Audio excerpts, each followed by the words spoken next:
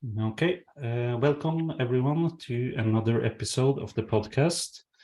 Today it's a great honor to have with us John Steppling and Johan Eddebo. I've followed John's blog for a good while and also their podcast, Aesthetic Resistance, which they make together and together with a few other people. First, I'm going to do like a bit sort of cold, boring facts about you, like a little introduction. So for John, I first read something by you in Counterpunch, maybe like 5 years ago. I tried to find the article again, but I couldn't find it. But it was something about being lost in, you asked people for directions in America somewhere, and nobody knew where to direct you. Something like that. Remember You remember that? Yeah, but it was really good, and I remember like I started following you after that. And then you're a playwright, script writer, grew up in LA. You attended Hollywood High School, and you also, I think your dad and grandfather were actors, right? And a silent film, yeah. Well, I read it on Wikipedia today, so yeah. And all true. yeah, just correct me if I'm wrong. So, and you started this Padua Hills Playwrights Workshop and Festival, right? Well, I was one of the original One members, of the Murray Mednick.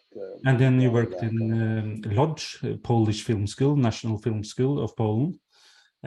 And now you have a Norwegian wife and 3 kids, one of them named the same as me, Knut. Yeah. Johan, I first heard about you through the podcast, Aesthetic Resistance. You have a Ph.D. in philosophy and religion. You do research in the nature of consciousness, philosophy of science, epistemology. I have to admit, I had to look up that word. I didn't know what that meant before looking at it today. And religion and politics. And you have a project, WASP-HS. Is that the name of it? Well, that's the overarching framework. I'm part of 2 projects under that sort of framework, which I can tell you a little bit about. Okay. Yeah. Okay. Yeah. And it's AI, democracy, and human dignity. Yeah, that's one of them. Yeah. So both of them relate to AI and the effects of the implementation of AI on society in various. Okay. Yeah. And you are in Boden in northern Sweden, right? Right. And you, John, are in Inderøy in Trøndelag. Am I right? Yeah. That's correct. Okay. Yeah. So I want to start with like a bit soft question here, not before we go into all the difficult stuff, the complex stuff. But John, how is your experience of living in Norway? You said the other day you said you felt it was a bit provincial, and I'm not insulted by that. Just so I'm saying. Well, it's there's a lot to talk about. That I mean, there's a lot of pluses to living in Norway. I wouldn't be living here if I didn't fundamentally like Norway. Excuse me. And yes, it's provincial, and there's a lot of I could cite you sort of my observations about Norwegian culture and society, and there's a lot that you have to get used to if you're an expat. Norwegians are not, I think, the most gregarious people in the world. It's a bit insular. Yes, it's provincial. It has admirable qualities, terrific healthcare. It's ecologically pristine. Nature is beautiful. It's uncrowded, and all of that is to the plus side. It's also a very small country. 5 million people, which is a suburb of Los Angeles, essentially. So, John, may I just ask you? Yeah. What do you mean by provincial in this context? How would you define that, and exactly? Well, I think that it's not because it's only 5 million people, because it's a very small country, and is spread out. Those 5 million people are relatively spread out. The population density is very low. Oslo is the biggest city by a pretty wide margin, and yet this is still roughly 1 million people. So if you have that kind of lack of density, and your culture is going to suffer in a certain way. Culture has always developed in the metropolis, at least over the last couple hundred years. Artists tend to gravitate to the capital, and there's a lot of cross-pollination of ideas, and it's also, Norway is extraordinarily white. I mean, it's not a very diverse country, and it tends to be a little paranoid about outsiders and immigrants, and it's distrustful of other cultural influences, I find. But because of this low population density, because of just the sheer numbers that we're talking about, you don't get the kind of sort of cultural dialectic or feedback that you normally do in much bigger society. You go to London or New York or Paris or Los Angeles or somewhere. We're talking tens of millions of people overall, and that just breeds a different kind of sensibility, I think. And so, Norway, I remember when I first came to Norway, I was watching television. I watched the evening news, and then prime time came on. This was a Friday night or something. And it was, the prime time show at 8:30 on NRK, which is, the Norwegian BBC, essentially the state channel. The show was something about, the journey of the Arctic fox from Finnmark to where, and I thought, this is prime time? So that's what I mean by provincial. I mean, there isn't what one associates, I think, with high culture is relatively absent here. And I think Norwegians would probably object to my saying that to some degree, but it isn't without culture. It's just that it's relatively prescribed in a certain way. And then if you take in a wider sense the political spectrum and the way media functions here and so forth, I think again we're talking something that resembles provincial. I mean, there isn't a huge worldly sophistication about global politics or something in the same way that there is in most Western capitals. I just became very self-aware. It's a typical Norwegian question. First, what do you think about Norway? Right. So I kind of proved the point, provincial. But do you feel that Norway is very Americanized? I don't know if people are really talking about Americanization anymore. But do you feel that Norway is more influenced than by USA than? Well, I think this is a complicated question in a sense, because there's several registers at which on which one could answer this. Norwegians love America, it seems to me. They're kind of infatuated with the idea of America, the United States. They think the United States is wonderful. Somebody said to me, well, if it weren't for the United States, we'd all be speaking German. And I thought, right, okay. So, and that reminds me of something I might have heard as a child, as a boy in the 1950s. This kind of naive adoration of just the idea of America. I think most Norwegians, I mean, many, of course, have visited the United States, but I'm not sure that changes this observation entirely. But there's a lack of reality, in a sense, about conditions in the United States, social conditions, the inequality, the poverty, the racism, the fact that it's been an imperialist nation since its inception, but certainly since World War II. It's been an avaricious, expansionist global power that sees its rightful place, as the global policeman, and its global supremacy should remain, unchallenged. That's that's how the sort of the ruling elite in America think of themselves, and that's the mythology that's in place. And I get the feeling that that most Norwegians accept that idea sort of tacitly, and they don't question the motives of the United States.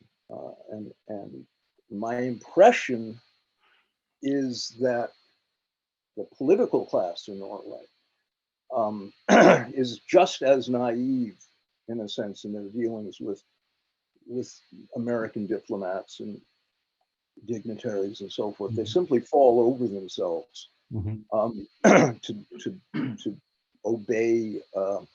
Maybe obey is a strong word, but to cooperate fully with American desires. I know they're going to build a submarine base in the north of Norway, something Norway will come to regret. I can guarantee you. This is pristine, a pristine area, and it will be despoiled. It will be ruined, and most of the Superfund sites that have to be cleaned up in the United States are ex-military bases, because it's But this leads into many other questions. But is Norway Americanized? Yes and no. I think there's a desire with the average Norwegian also to promote their own autonomy, their own cultural autonomy in a certain sense, and to be validated for that. Norwegians tend to enjoy an outsider's appreciation of something that Norway does or has achieved.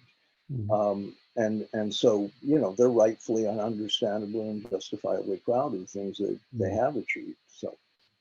Yeah, Johan, I saw that you raised your hand. I didn't know that it was possible to do that. All right. Yeah, it's very much possible. Do you want to say something? No, I can just add a few points here, because I think just to start off on the provinciality of Norway. My wife, who's very much a part of the black metal culture, would probably disagree, because to her, Norway is, or at least used to be, pretty much the cultural center of the universe, in a sense.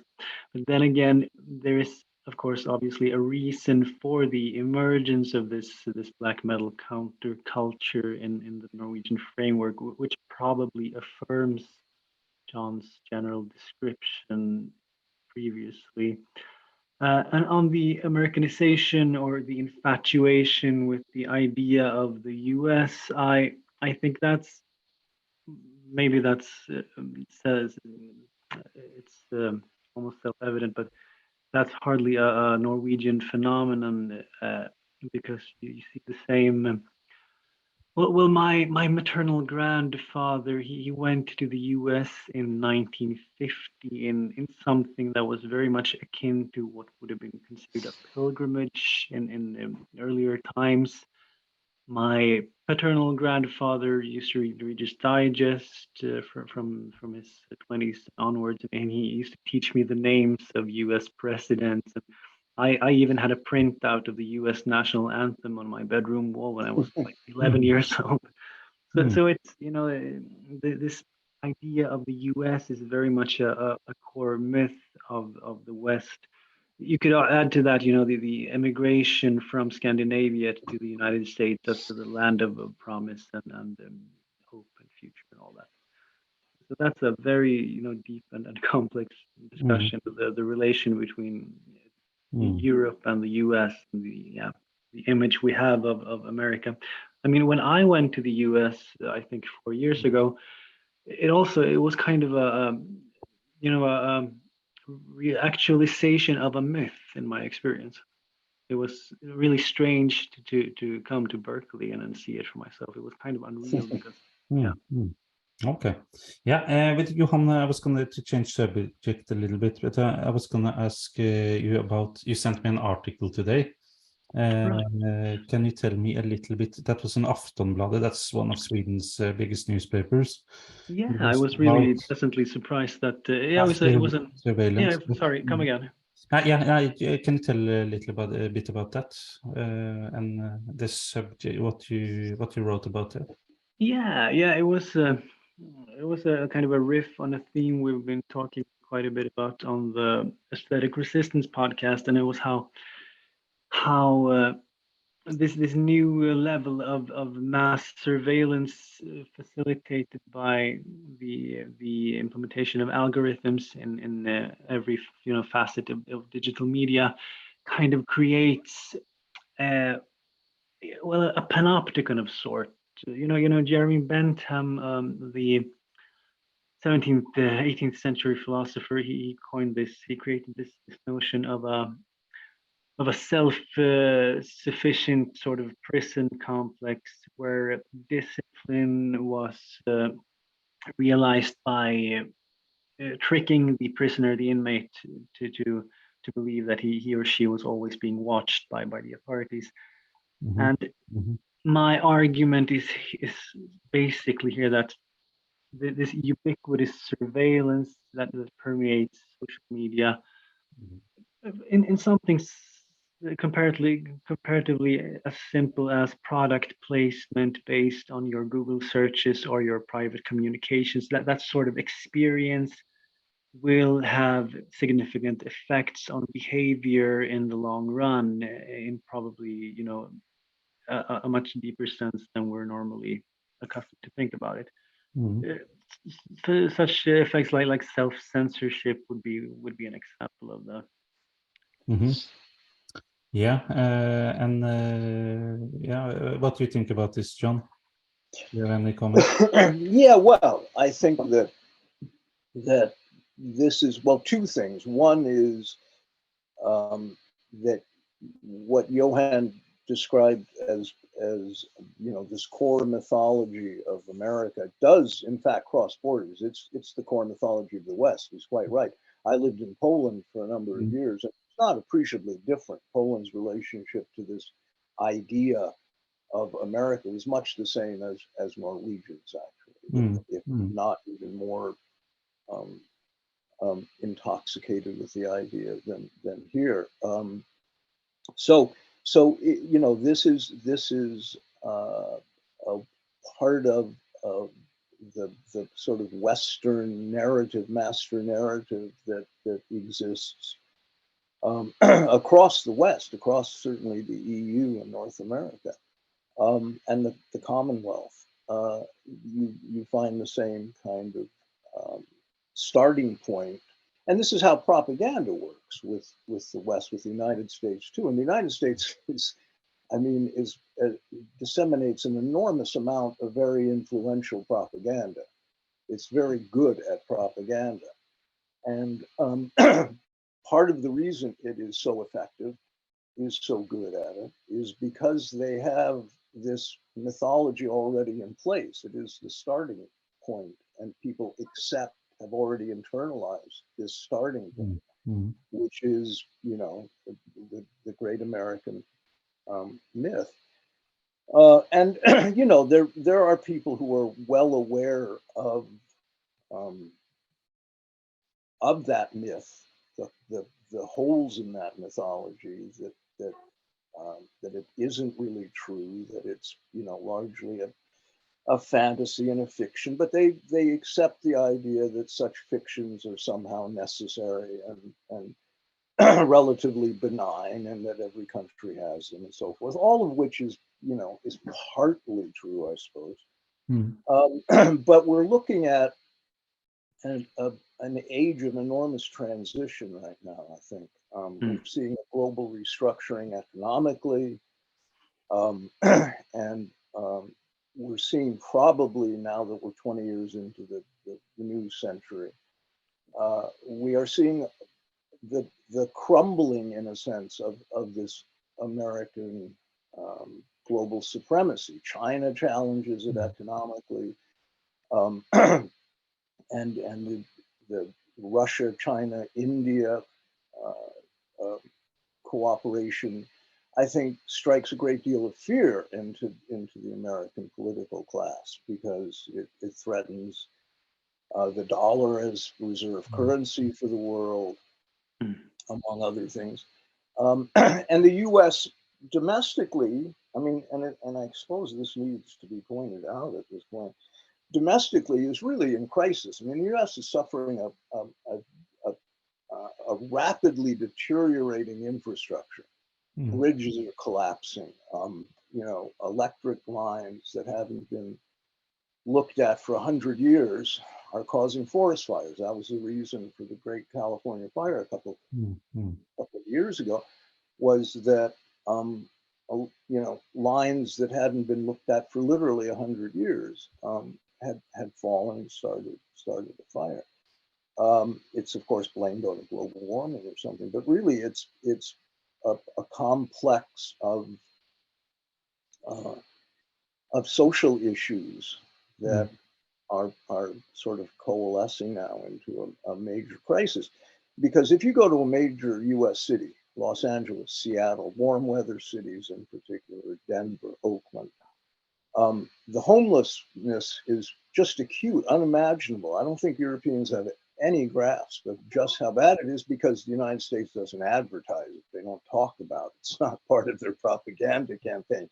They're not going to show you the level of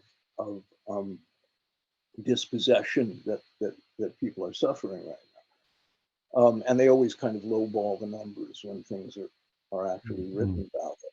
So you have no jobs, massive unemployment, homelessness, increasing polarization of rich and poor, and there's no safety net. The safety net has been gutted in America. There is no relief for these people, and there's no health care for these people. So it's a very desperate society. So when I say it's in transition, it's global supremacy, its leadership feels ever more threadbare somehow to me. And I think that exists culturally as well. Hollywood used to have a kind of power and magic associated with it. And I think that has dissipated a lot. And I think the US is not producing the kind of artists that it did even 30 years ago. There's no avant-garde anymore, for example. So I realize I'm not actually answering your question about the panopticon and surveillance. No, but because that's part of it. I think cultures that are feeling more and more paranoid and desperate resort to more and more draconian security measures. And we're seeing a kind of biosecurity state. I mean, we could talk about the overreaction to COVID, the kind of the lockdowns, entire countries locked down for what is becoming increasingly clear was a very mild virus. But this is to be expected, and the economic restructuring, the so-called Great Reset, whatever you want to call it, which is happening in piecemeal in a sense, and probably less successfully than the creators of this project imagined. But this is all of a piece. It's all part of a need to stay afloat in a sense. I mean, I think ever since the crash in 2008, the United States economy is on life support. It's why it keeps finding new enemies to create wars with, because there's enormous profit in military spending in the defense business, and that's a whole topic unto itself. But so yeah, the surveillance, data mining, the giant telecoms that extract everything about you, and it always amuses me to fill out forms about Google, who is very concerned about your security. So we would like to check your password because it's not strong enough. Oh, I mean, for fuck's sake. Yeah. I mean, they already know everything about you, everything about you, and they've known everything about you for quite a long time. So there's no point in this pantomime that goes on. But that's also the effect of propaganda again. People have internalized certain ideas, and there is a certain trust. I mean, the idea of trust is I think really important here. Why people trust their government, for example. Yeah, and why do people... Norwegians really like their government. Yeah, why is that? Yeah, that's why are Norwegians so obedient, or so to go back to the Norwegians again? I don't know, and I'm sure Johan has probably really good comments about this, but no, I mean there is a tradition in Norway of following the rules. I mean, which in some respects is a terrific thing. It's a very honest society by and large. At a sort of on the street level, Norwegians are remarkably honest and have great integrity about that. But they're also they tend toward a kind of conformity politically, I think, that runs alongside that. And I remember having a big debate with a couple of very smart people, educated anyway, and I was suggesting that much of the government response to COVID was political. It wasn't about health; it was about other things. And they said, "Oh no, our government wouldn't. There's no political decision making about this." And I thought, wow, okay, because of course there is. It doesn't. That's not singling out Norway. I can't think of a government in the West, maybe a government in the world, that isn't run by political motives. They're not all of them, and even largely are they concerned with the welfare of their citizens. I think very, very, very few of them are concerned with the welfare of their citizens, which is why we see the extraordinary global poverty that we see. I was listening to a podcast the other day with what's his name, Erling Borgen. He's kind of the Norwegian John Pilger or something like that, journalist. And he was like, he's always been very critical to everything, like the state and like foreign policy, things like that. But when it came to COVID, he just said like, I have one rule I follow. That I follow what the health government, health authorities say. That's it. Fine. Like it's very weird, like why like people who's usually very critical just switched off when it came to that. I don't know. What do you think, Johan? Or did you have something to say previously about something else? Well, there are many threads to pull at here. I noticed it. I think it's an interesting remark you have here, John, because on the high trust nature of Norway, because Scandinavia is sociologically speaking considered, the societies of Scandinavia are considered to be high trust societies for various historical reasons. High levels of interpersonal trust, honesty, openness, and a good deal of institutional legitimacy. You trust the government, you trust the state, you trust the health authorities, and so on. And in relation to this article I sent you, Knut, well, the basic problem here I'm trying to sketch is that you have this increasing experience of surveillance, And a parallel development in legislation and politics is the deregulation of sort of state repressive measures from the state. So you can, they're pushing towards punishing or preemptively punishing without due process, preemptively surveilling or wiretapping, these kinds of things.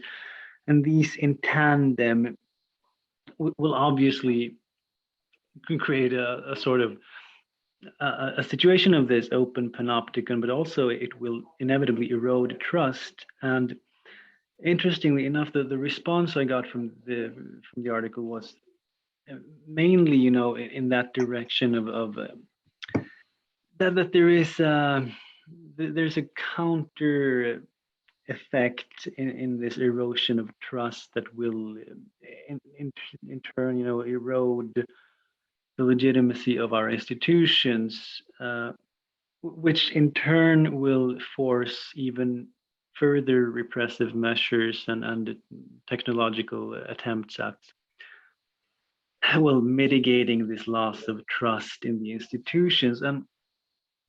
And maybe if we dig a little deeper, maybe that's what you're saying, John, that we have this dying heart, dying core myths of the West connected to this major loss of institutional legitimacy, which of course relates to the economy and the increasing divide between rich and the poor all over the board, which somehow drives these somehow desperate attempts at repressive measures. That's what I. Well, yeah, no, I think that's exactly right. The United States, I don't think, has ever had that level of trust. You have to remember the United States was a slave-owning nation. 12 presidents owned and worked slaves. The immigrant Chinese built the railroads. The slaves built much of this infrastructure that is now crumbling. In fact, you had the black-white racism was extraordinary and has been downplayed a great deal when you read the sort of historical revisionism that's in place. And you also need to remember that, and I think the average American to some degree is increasingly aware of this now. The Innocence Project since 1979, I think, I could be wrong about that, but somewhere around there, has supplied DNA evidence that exonerated 200 men who were condemned to death and were on death row and have been released. 200. Now, on the face of it, that should be a cataclysmic trigger for social change. I mean, it should send, the reverberations should be felt throughout the society and culture, not just of the United States, but of the West. 200 men, that means probably something of a similar number of innocent men were executed in the United States in previous years. Most of them black or brown, all of them poor. No, there's no rich people in prison. The United States has the highest per capita prison population in the world, both real and per capita, by far. And this flies in the face of this mythic narrative, right? So if that doesn't trigger social change, and there was a great speech, the governor of Illinois gave a great speech when he left office, because he had been elected as a law and order governor and he was pro-death penalty. And a lot of the exonerations came in Illinois, Chicago. And he gave a beautiful speech, you can look it up, George Ryan, where he said, the system is broken.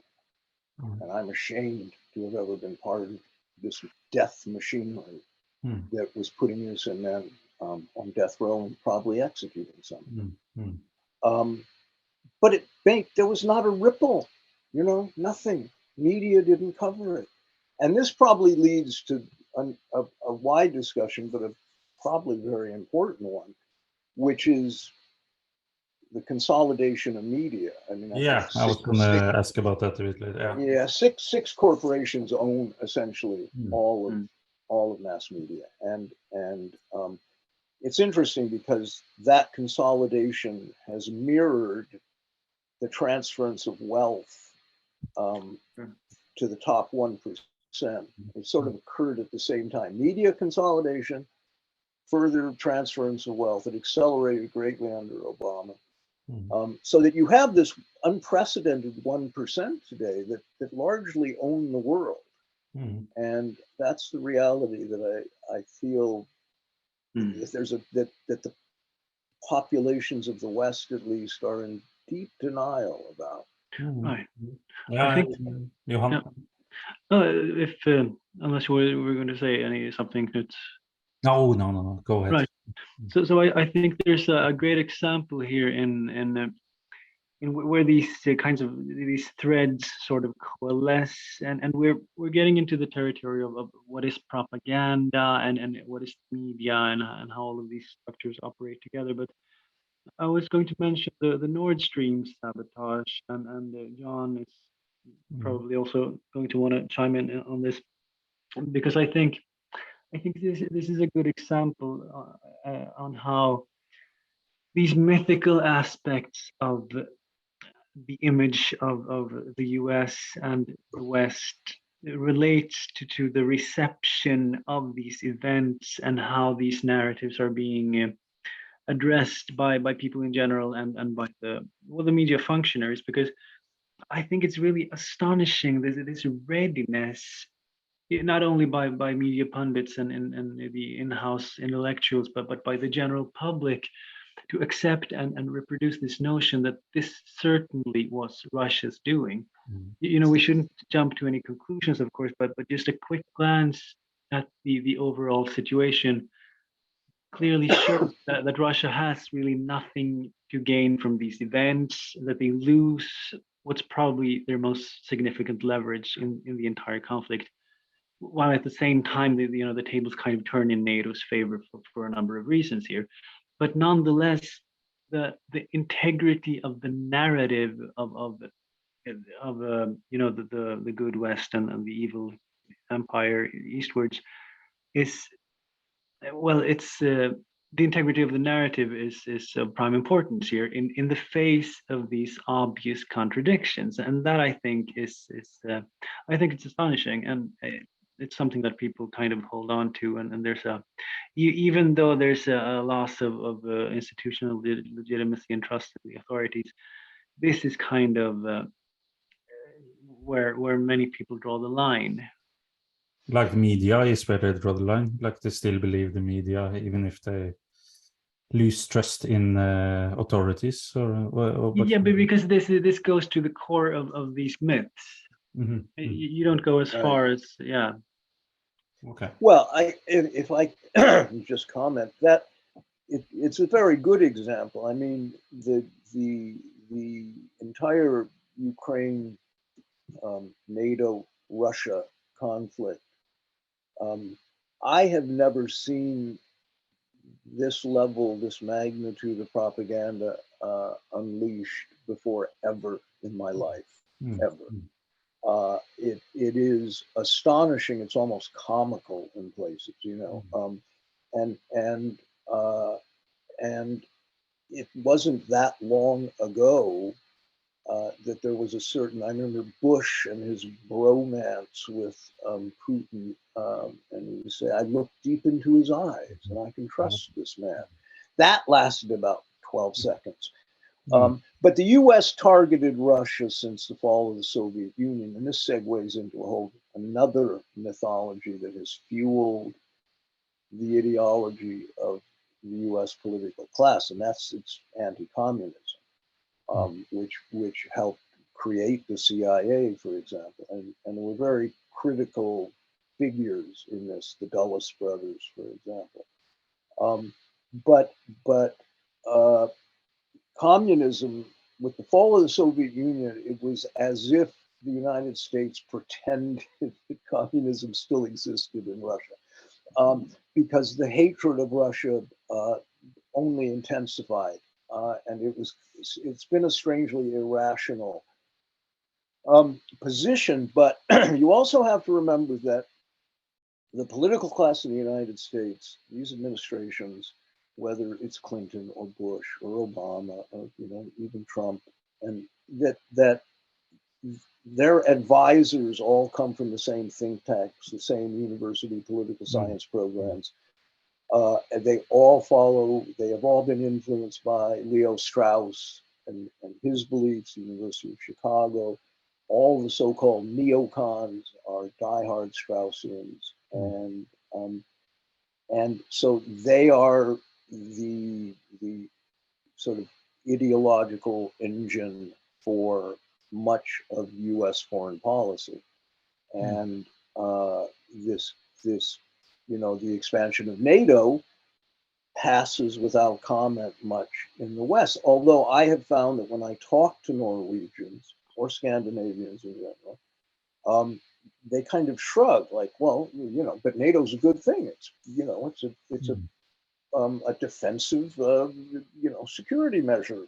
And I'm thinking, do you really think that Russia's going to, invade you anytime soon? Does that seem like a reasonable possibility? And they shrug again, and well, I don't know, maybe, and then it's because Putin's crazy and he's a madman, and it's interesting that this kind of, it's like residual anti-communism or something. But it also was the trial balloon for NATO expansion. I don't want to get too far afield here, but was the breakup of the Balkans, the former Yugoslavia. What happened there exactly mirrors what's happening now, in a sense. And the same propaganda was employed. Milosevic was the butcher of the Balkans, and blah, blah, blah. And I think a large number of people still believe this. I mean, Milosevic was acquitted, and full disclosure, I was on the committee to defend Milosevic, along with two now, Nobel Prize recipients, Pinter and Handke. It was the artist's call at the time, but the point being that was a absolutely illegal kidnapping of Milosevic. Took him to an ad hoc court in The Hague that the United States invented and paid for. And there was a kind of kangaroo trial. And even with all of that control, the trial was a fiasco for the US, and it dropped off the front page very quickly. But the point is that same kind of propaganda was employed at the time, same kind of fear mongering, same kind of demonizing. Milosevic was a demon. He was just like Hitler, blah, blah, blah. And here we see Putin is da, da, da, da. And I see nakedly untrue statements in mainstream media. Russia's threatening to use nuclear weapons. No, they haven't. They have not done so. Quite the opposite, in fact. But that doesn't matter, because the other factor in all of this, and I'm sure Johan will chime in here too, we'll talk about education, the erosion of education. People's attention span has shrunk, and most people consume their news. It used to be in the evening news in front of the TV set. Now it's just the smartphone when they're parked at a red light or something, and they glance at a few headlines. Nobody does any sort of in-depth analysis. Nobody reads actual sources. Nobody looks at, the stuff that's actually online. The National Security Archives are available if you want to look at them, but nobody does that. Nobody's going to do that. So they listen to the most visible voices, which is, the mainstream press, the news readers on whatever big channel in your region is dominant. And those people parrot the same story, the same information, the same mythology every single night. And so there's a kind of amnesia that has, a kind of almost willful forgetting of things because it's more convenient to do so. And this loss of education, the destruction of education, is a really big topic, but it plays into why propaganda works so well. And why you know, Knut, you just mentioned the guy saying, the subject of COVID just turns off, shuts off. That's a kind of compartmentalizing, and I find that is also connected to all these themes we're talking about here. But education is a big player in this. And I'll let Johan talk about that. Yeah, Johan, go ahead. Yeah. I have a question for you, Knut, because I think we need to reiterate a bit here, and there are a few things I think we need to clear up in relation to the concept of propaganda, because I think most people react with skepticism when people like me and John are quick to associate news media with propaganda. Most people really don't consider legacy mass media an example of proper propaganda, or that it reproduces propaganda to any great degree. But the basic common sense definition of propaganda is nonetheless simply that it's the strategic dissemination of ideas and symbols with the purpose of influencing behavior. And that's it. That it doesn't have to be untruthful or factually wrong or presented in any specific manner. It just has to be this kind of strategic communication with the purpose of influencing you. So I'm wondering, Knut, when you hear the concept of the word propaganda, what comes to mind immediately to you?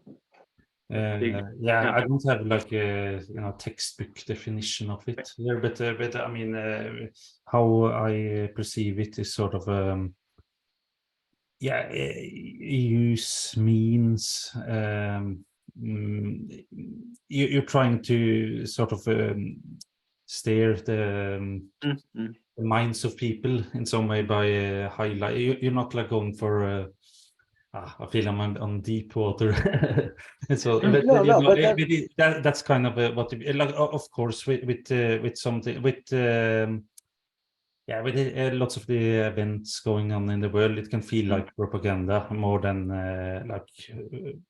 good journalism.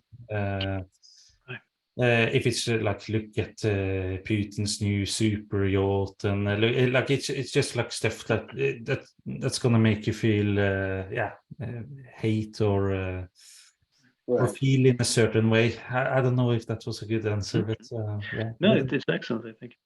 But because you add something to the discussion here, and it's how propaganda generally targets the emotions, the passions, baser desires beneath the rational reflection, and that's of course also a central aspect of it.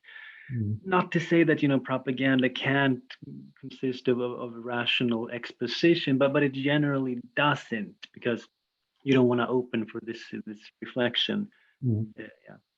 And I think Mark Crispin Miller, he talked about like it's always your side. It's always like it's never propaganda. It's always the other sort of. Right.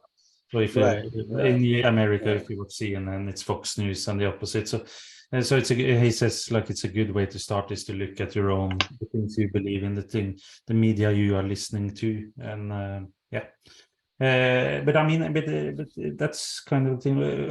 But I feel it's a kind of new thing how people feel so strongly, they support the narrative so strongly, and it's all this stuff about conspiracy theories. Isn't that kind of a new thing? That if someone goes against the mainstream, you get all this conspiracy theory. It's and if it's a news, it's a blog they call it, or isn't that sort of a new thing that has happened in the last years, or what do you think? Yes and no. I mean, the word conspiracy theorist has been in use for a while, but it was certainly weaponized with the beginning of the pandemic, and maybe even before that. It is now a very feared epithet. Somebody it's people are terrified lest somebody call them, oh, well, that you're just a conspiracy theory. I mean, it's worse than, you know, almost anything. And then you're finished, your career is over. It's like, yeah. Yeah, I mean, it's terrible. I think that I think that there's a couple of things here. That use of that term, of course, has become a talking point onto itself. But Giorgio Agamben, who is an Italian philosopher, was hugely respected philosopher over the last 20 years, 30 years, hugely respected. But he suddenly became a voice of dissent about the way governments were reacting to COVID. He said, where's the democratic process? Where's the transparency? Where is the open debate? Why are dissenting voices being silenced? Called conspiracy theorists, calling, you know, people are losing their jobs for asking questions. When Agamben came out with that, and he wrote a number of articles for newspapers, most of them in Italy, but elsewhere too, because he's a world-known figure. And a collection has been assembled now, and I would encourage people to read it. Actually, I think the book is "Where Are We Now?" But as soon as those articles started appearing, there was a concerted attack launched against Agamben. Adam Kotsko wrote something, I think in the Atlantic or Vox or one of those papers, said the title of which, "What's Wrong with Agamben?" That was the title. What's wrong with him? Well, he has a different opinion than you, so there must be something wrong with him. It should be added that in the United States, a contributing factor to this terror of voicing dissent, this paralyzing fear of being a dissenting voice, was the onset of the Donald Trump phenomenon. As soon as you would say something, just asking a question regarding the pandemic, people say, "Oh, what are you a Trumper? Are you a supporter of Trump?" I don't. I hate Trump. What? I'm just asking a question. But I think that's the way these, you know, the fabric of propaganda works, because it's not just it's not a loudspeaker that blasts through the streets every day like, you know, a bad version of 1984 or something. It's a fabric of all kinds of forces. I mean, Hollywood is a you know, progenitor of propaganda. The political classes, news media is, but it trickles down into all kinds of, you know, other sort of subphylums of the social, and I find that people have never in my lifetime, because I remember during Vietnam there was open debate, people resisted, there was an anti-war movement, and there was an alternative press that was reluctantly respected even by the status quo. That's not true today. That's all gone. Again, this is the loss of a counterculture. There is none. It's been eradicated. And so it's much easier for the voices of the status quo, the state, the man. It's easier for those voices to silence critics than it's much easier than ever before. Anyway, Johan. Yeah, I just want to tag on to two of the things you say, because I first of all think the role and function of conspiracy theory and conspiracy theorists, I think that's a very good example of how propaganda operates in the contemporary environment, because here's an essentially neutral concept that's somehow then charged and associated with, well, strongly negative connotations and emotionally charged ones. And then it gets plastered upon the points of view you want to discredit. But I mean, if you look at the very concept itself, conspiracy theory, and then we get back to this notion of epistemology, the theories of truth and knowledge. Epistemologically speaking, propaganda, conspiracy theory doesn't mean anything with regard to the truth or falsity of the content. It's just, well, a theory with regard to conspiracy. It doesn't make the content less accurate or less likely to be true, because it's just a category of hypothesis. Yet somehow it's been since it's generally been used or for they're generally formulated in opposition to the political powers that be, of course, they've become negatively charged, and so on. But that's a good example of the function of propaganda in charging and characterizing symbols and symbolic structures. And you also said, John, that there are many aspects of this, many levels and features of the phenomenon of propaganda, and that's I completely agree. And we have a concept in Germanic languages called, in Swedish it's livsåskådning, in German it's Weltanschauung, and I think you have livsåskådning in Norwegian as well. Worldviews is generally translated with. Okay. And it's in my analysis, and here I follow a French philosopher called Jacques Ellul. In my analysis, the propaganda always operates on a foundation of worldview aspects, deep mythological structures that need to be actualized for these symbols at a higher level to be meaningful and effective in communicating and behavior in the way you do. So you can't propaganda can't just work from no foundation whatsoever. It's anchored in people's deeply held convictions and beliefs, such as the role of science, the role of the mythical West, all of that. Yeah. Well, I think it's one of the things that has changed over 20 years or something in relation to propaganda, because people think of propaganda, think, oh, Nazi Germany, the Soviet Union, but never the West. The West has never been guilty of that. But what I've noticed has changed is that I find that at the most mundane level now of social interaction, people in the workplace, in their office, people at school, that there's more fear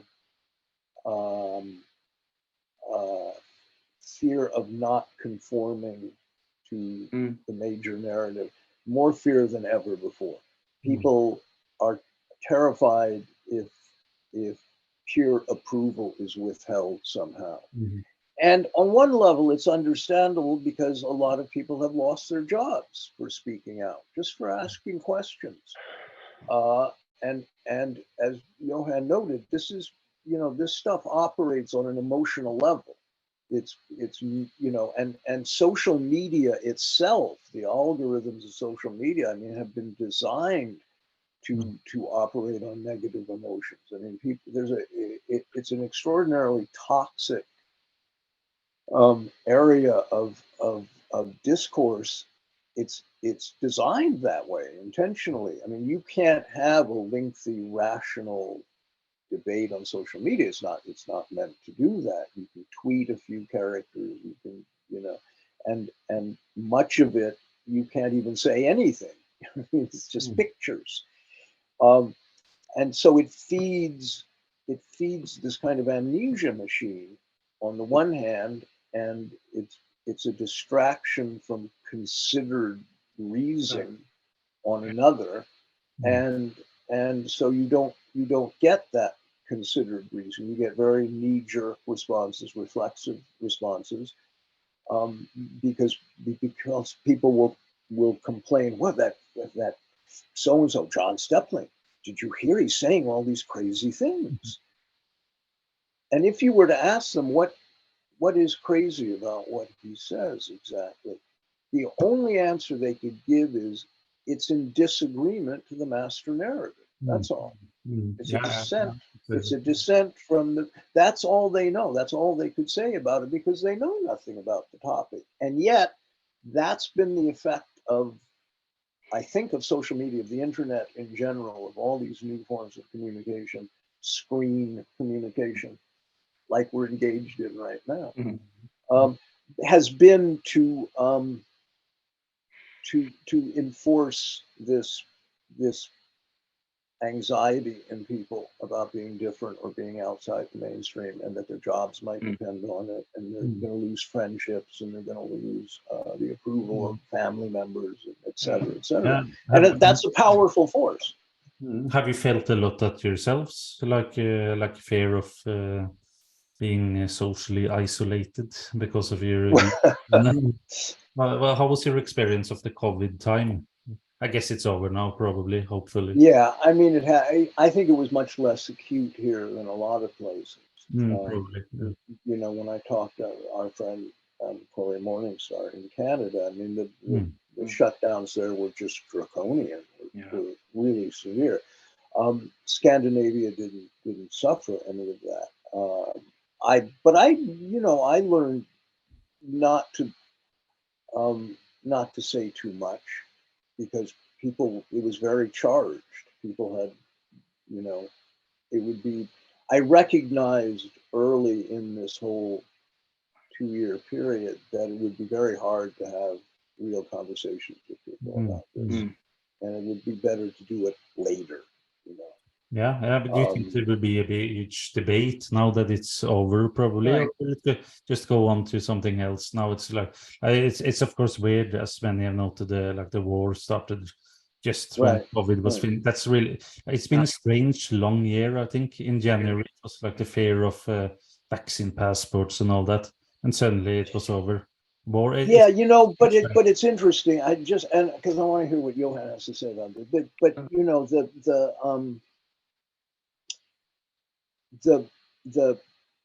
the mainstream media in all its incarnations has never been driven as much as it is now by alarmism. COVID transitioned into the climate anxiety right away, and when I tell people, yeah, I have a lot of questions about this, but you know why I have questions about this and why I don't think buying a Prius makes any difference, is because the people who are attempting to enact restrictions, food rationing, and behavioral modification on people are the ones also conducting needless wars. And they are jetting around the world in private jets. So they're not terribly concerned about their carbon footprint. And Bill Gates just bought a lot of beachfront property, so I don't think he's terribly concerned about rising sea levels. I don't sense that kind of fear that would exist if people really, really believe the Earth was going to end in 20 years. They would not be paying money into their, kids' college fund and stuff. So why does this happen? Why do people act in this way when they don't really believe? This is it's a complicated answer. I mean, but it's disturbing in a sense, you know, it's probably related to why was there not cataclysmic eruptions of collective conscience when 196 men condemned to death were released. You know, why was it? It's the same thing. It's the same question. Why are you terrorizing people and stigmatizing and shaming people about something that, if you sat down and thought about, doesn't quite make sense? Yeah. And the issue of not really believing is also perhaps not a binary situation. Because in my congregation at my church, maybe we have like maybe 50 people really believe in the real presence of the Eucharist, that kind of deal. Maybe another quarter kind of does, maybe the last quarter doesn't, but everyone's there and partaking in the ritual and are kind of acting out. Because you're a Catholic, right? Yeah, but I also wanted to talk about polarization issues and how they relate to technology. John, I think you coined the concept of digital autism or something like that. And I think that the role of technology, social media, digital media, and smartphones in relation to creating this polarization, I think that's probably the key factor.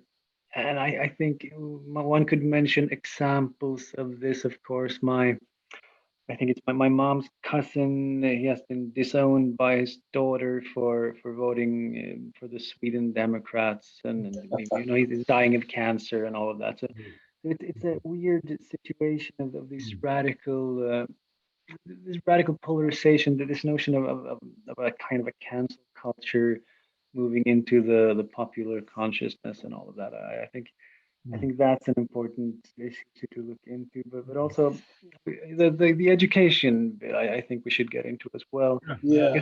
John, you said that there's a kind of a decay or the lack of education, and I'm not sure that education ever was anything but reactionary. So let's Let's okay. because I think you're right. I don't think it ever was anything but reactionary fundamentally. Public education is a relatively new phenomenon. Yeah, it's like 120 years old or something. And it was modeled on factories and the military.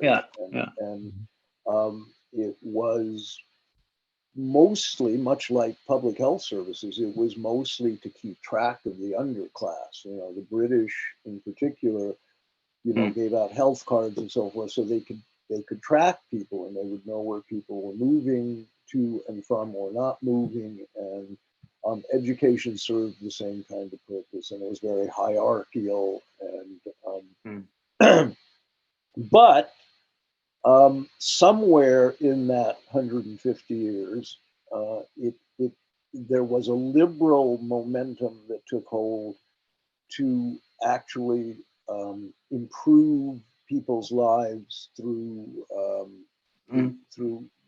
more learning, that they would learn about the world and the history and culture of other people, and it would breed tolerance and inclusiveness and all of these things. Now, it never really did that, I don't think, but there was a semblance of it. And I was reading an article recently how handwriting, cursive writing, has been discontinued in the core curriculum in the United States. And most people kind of shrugged and went, "Well, but nobody writes anymore anyway." But it's actually probably an enormous loss. It's an expression of individuality, how you write. My father, for example, had beautiful handwriting. His signature was gorgeous. I can't. My writing's ugly, but I was still taught it, and I remember that it opened up ideas of spatial relations and that the motor mechanics involved in it. There was a certain grace to it, and I recognized that even as a 6-year-old. And I think having no experience of just discontinuing it furthers this generalized alienation that technology is imposing on people. And I, just as a sort of prosaic example, I guess, I had to order some parts for some eyeglass frames, screws, and I get them from a company in North Carolina.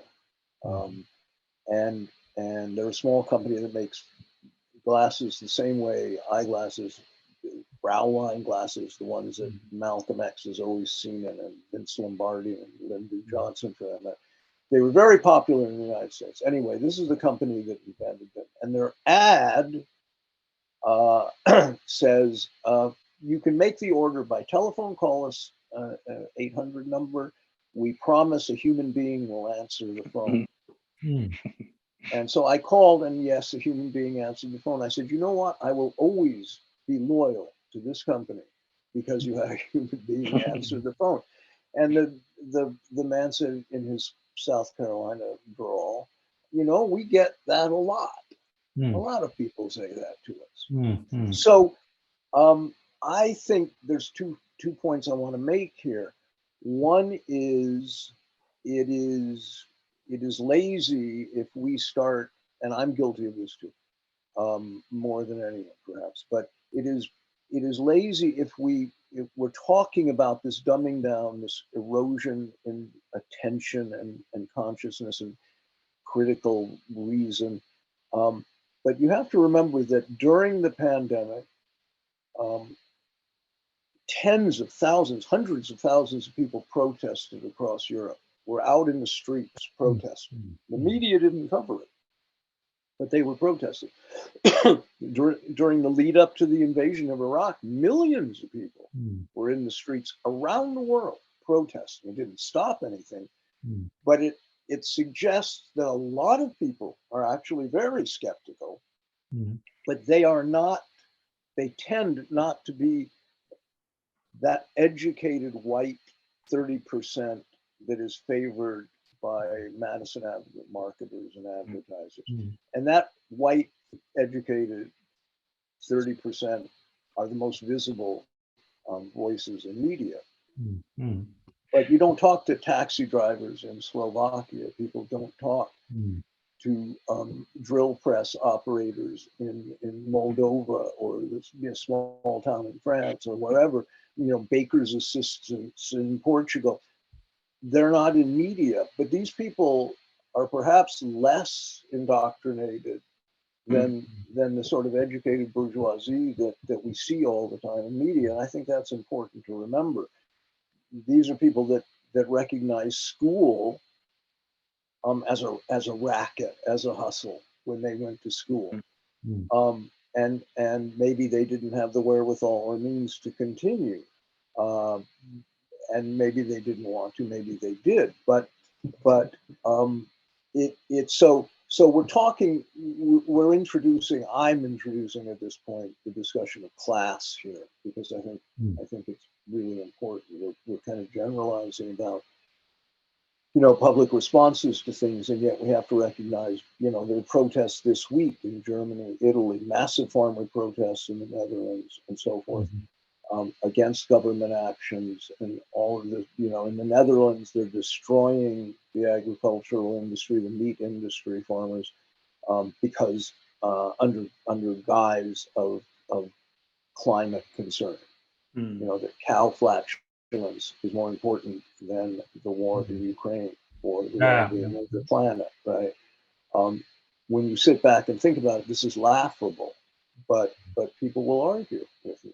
Anyway, I've introduced about 10, and they always call something. these kinds of protests like far-right extremists, or they don't mention it at all.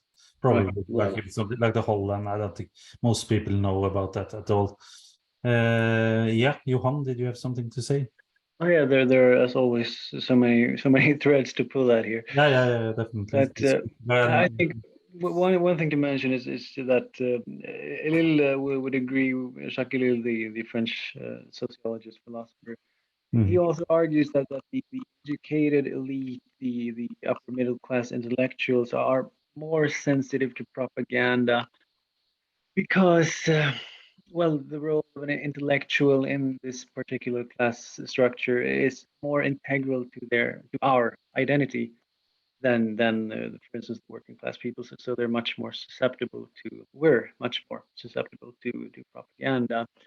But also, I think this loss of education, this loss of a capacity to search for and discern the truth, I would say, even with regard to all its technological and structural aspects and the reasons for this situation, I think one is to be found at the level of worldview, because people kind of generally disbelieve in the reality of absolute truths, or the access of absolute access to absolute truth. There's a kind of lazy relativism in play in people's perception of reality that kind of prevents or precludes really deep critical thinking. Because yeah, if you don't believe we can have access to truth in any meaningful sense,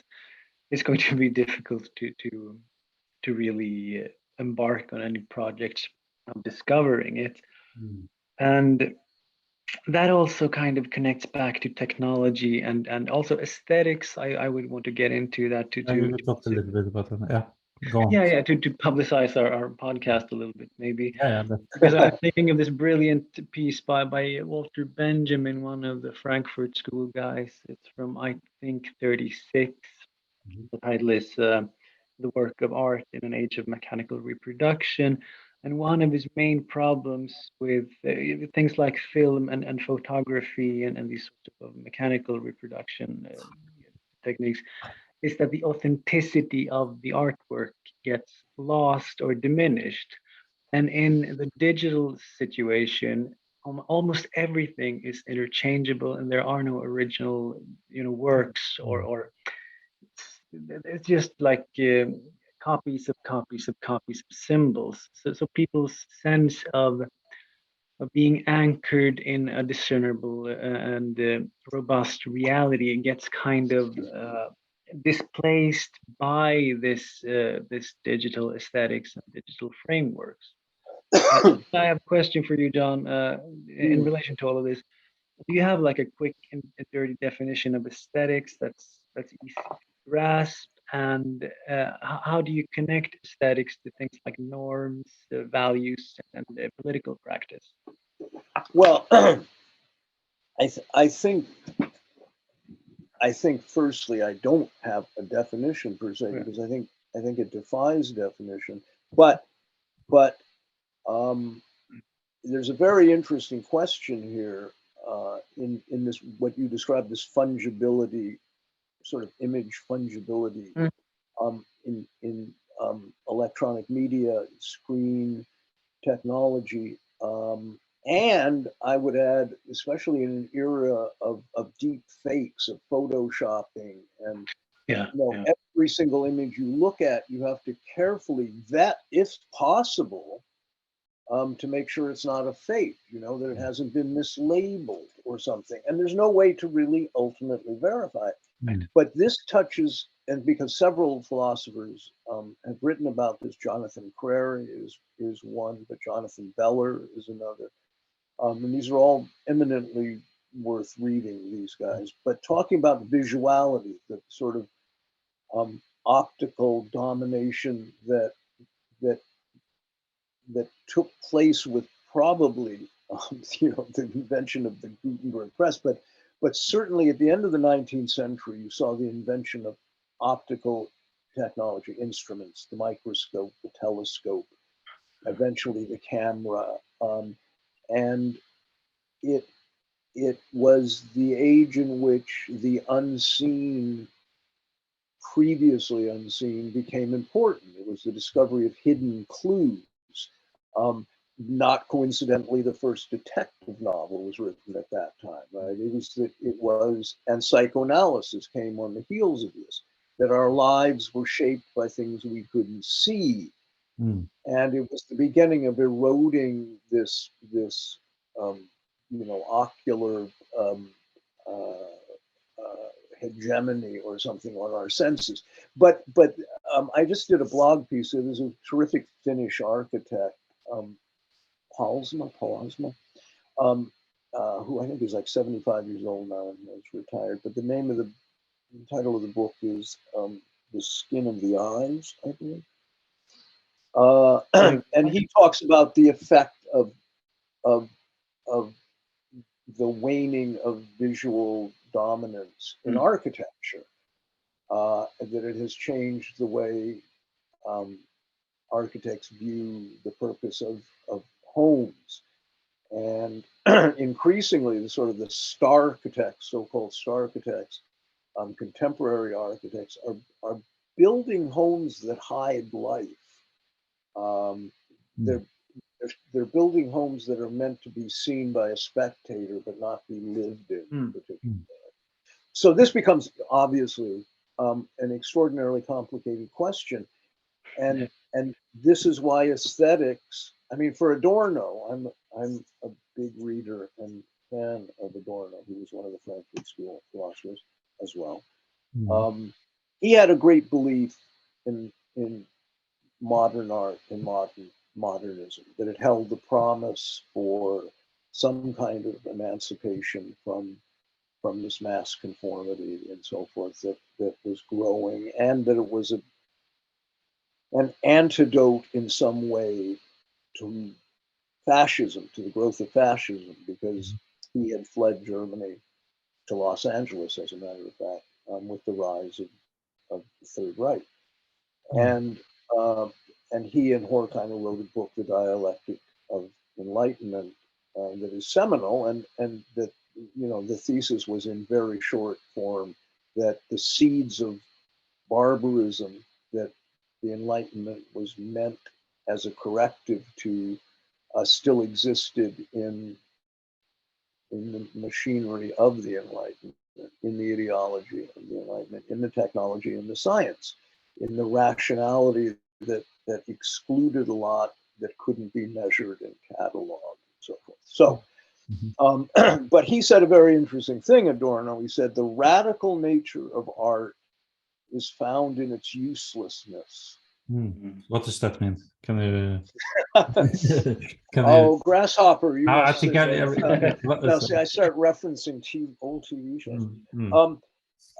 It means that the radical qualities in any particular art piece, but he's particularly talking about modernism, are to be found less in the opinions of the art piece than in the form. That's one thing, and that as soon as art has a purpose, it becomes polemical and it becomes agitprop and it becomes non-radical.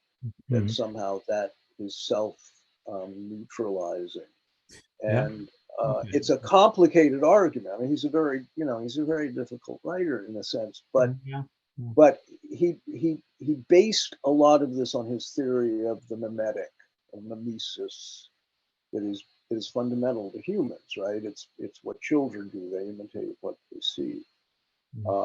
It's more complicated than that. It's also if you're watching somebody and their knees buckle as they're walking down the stairs and they fall, your knees feel a twinge of sympathetic imitation, right?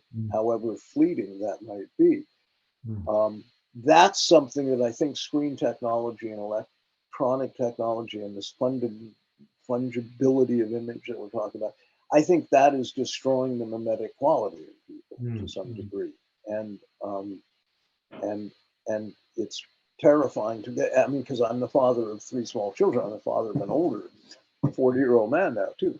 But I see my 3 small children, and I think this wonder and this creative, like, amazing creativity they possess is going to be systematically eroded, taken from them the further they go in education, probably. And how to fight here's that. a question for both of you, I think, because sorry to interrupt you, but no. Because I think it's Adorno. One of his arguments is that art, technique, and in the broader sense, aesthetics will guide and shape perception, and thus also it will shape our capabilities for critical reflection. And I'm just thinking, maybe you also have children, Knut, and if you have any concrete examples of how art or aesthetic experiences have influenced in any clear way the perceptions of your children, you know, the ability to perceive perhaps certain nuances in color, shape, narrative fragments, these kinds of things, you know. Is that something you have? No, well, I think it's, I mean, the twins, we have twin boys, 5 years old. And they're remarkably creative, right? And one day I was busy on the computer or something, they were playing, and I think I was home alone with them, and they came over to me, and one of them had a roll of toilet paper stuck in his nose, and it was hanging down, and I forget, he had something else around his neck, and the other one had something similar. And I said, what are you guys? And they looked at me like I was really stupid. They said, we're elephants. Like, should be obvious. And I thought, that's like amazing. That's amazing. Because 10 minutes later, that toilet paper, that was being cut up into something else and used for something else. That's childhood mimesis in a sense too. That's the magical thing. Now, I would like to believe that it's because my wife and I are smart, intelligent, creative people or something. I don't know. I do think these kids watch a lot less TV than most children do, and they go to terrific Barnahaga and they're still only 5 years old. They go into school next year, and we'll see what happens then. But to answer the question more directly, I think that, I wrote a whole blog post, if anybody goes to my blog, called "The Child in the Tree." I think that was the title. Yeah. And it's a little bit about the childhood imagination and that's being robbed, that people's imagination in general is being robbed. And I think that I think that when I think of aesthetics in children, I think of watching them play with blocks and inventing cities and narratives and stuff. That's what art is. And when I wrote plays and directed them, I was still just playing with blocks, and hopefully, and I think I was aware of that at the time, in a sense, and that hopefully you are not allowing the system, the bureaucracies of theaters, and the fact that tickets are being sold and money's changing hands and all of these alienating factors is not going to get in the way too much of the game of blocks. It doesn't always work. But Yeah, I don't think that answered your question, but that's as good as I think. yeah, no, I don't have a good answer to that, I'm afraid. I don't. But yeah, well, let's continue a little bit. But what do you think about the state of cinema today? You said something, cinema is dead, I think you said when we spoke earlier. Yeah. Well, I think in a way, can you just, that's an interesting opinion. I think feature films are dead. That's what you said, yeah. And it may be that cinema's dead too. I don't know. When I got to New York in the 70s, I was sharing a flat with a guy who was kind of my mentor, and Terry Ort, and which was not his real name, but and he was a extraordinarily brilliant guy, and a poet, and a film theorist, and all these things. But there were maybe a dozen film clubs active in New York. And we went to movies every day because, we were artists, we didn't have to work. And we lived on handouts, but everybody did. The artists, there was free money for art. It was John Lindsay's New York, and the people who followed him. And there were debates everywhere about cinema, and it was the age of Antonioni and Fassbinder and all of these great directors, and Bergman, and so there was a discourse, a public discourse. But again, you see, this is the city. This is what I'm talking about. When provincialism, it couldn't happen in a city of 14,000 that you would have that kind of interdependent dialogues. I don't know how to describe it. But the point is that people cared about that. Polanski talks about when he first got to the Polish National Film School, which is what I taught later. that people would have like fist fights on the stairs over was, who had the best master shots, John Ford or Howard Hawks. Nobody, I can't imagine Nobody that really today. cares about this. Nobody cares about that stuff. No, They this care was about the- their own brand, Yeah. that's Yeah. what they care about. Hmm. And so, but I think that, Godard was one of the last seminal figures from that era, just died last week. And, he felt the feature film was dead. It was exhausted, that somehow society, the social relations, the class system, the pricing, everything, the monopoly on distribution that studios still had and so forth. This consolidation of media he was aware of, and he thought all of this is contributing to a rubber stamp cookie cutter kind of mentality that just keeps turning out the same thing over and over and over again. Yeah. No. And I think it's just true. I can't imagine we will experience a wave of feature-length films by auteur directors again. No, probably not. It'll transition to something else, probably. Yeah, but that's sort of my next. But I don't know. No, yeah, because Johan, you said something about that when we spoke last time. That, do you think it might replace cinema, or like kind of the role cinema had in the last century? And Yeah, maybe I was just just brainstorming on as to whether there is any such medium or any sort of something that would fill that void, so to speak. But I can't really think of anything. But just let me reiterate a little bit and actually try for a quick and dirty definition of aesthetics. I'm not sure it works, but maybe you could say that aesthetics could refer to any sort of set of techniques for bringing about an immediate experience of that which is good, true, and beautiful. So an immediate experience, I see that to distinguish it from philosophy proper, or any such things. Maybe music would be fit here. So and if aesthetics then is the technique for attaining an experience of the true, good, and beautiful, which in some sense are interchangeable.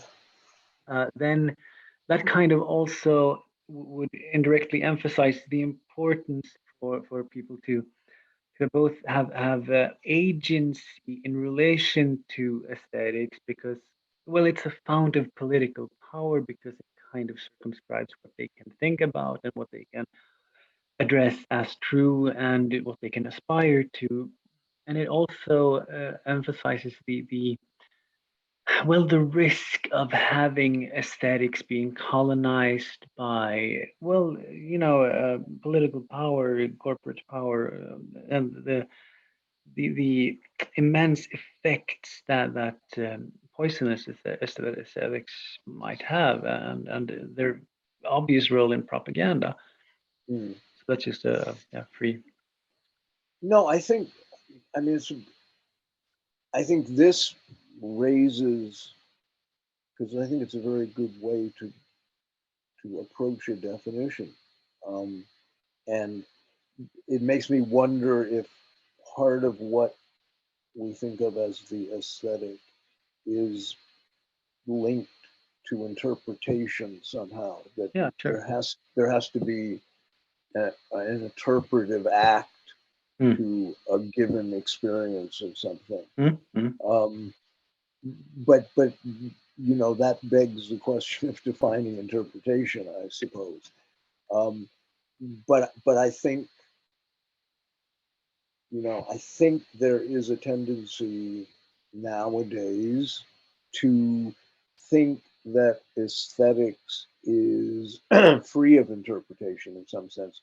Oh, I went outside and then it was a beautiful day and I could see the sparkling water and there were birds flying, and that was beautiful.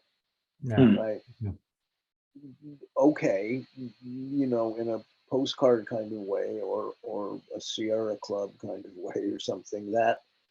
But I think a lot of people think of that that's an aesthetic experience, right? Mm, But yeah. it's one that's free of any active interpretation or self-interrogation or social questioning or historical precedent.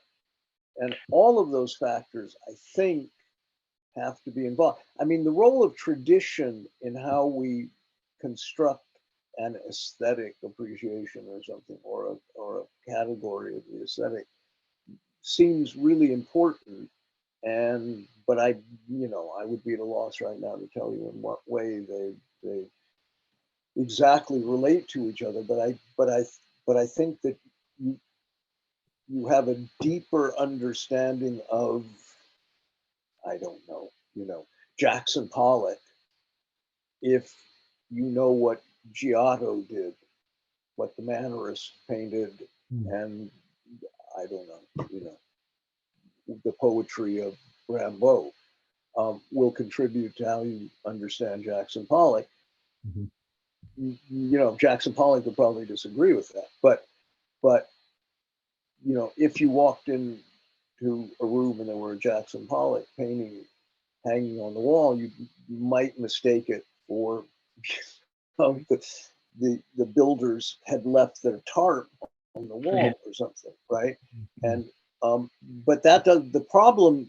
I think when you use that kind of example is most people would think that disqualifies Pollock's importance, but it doesn't.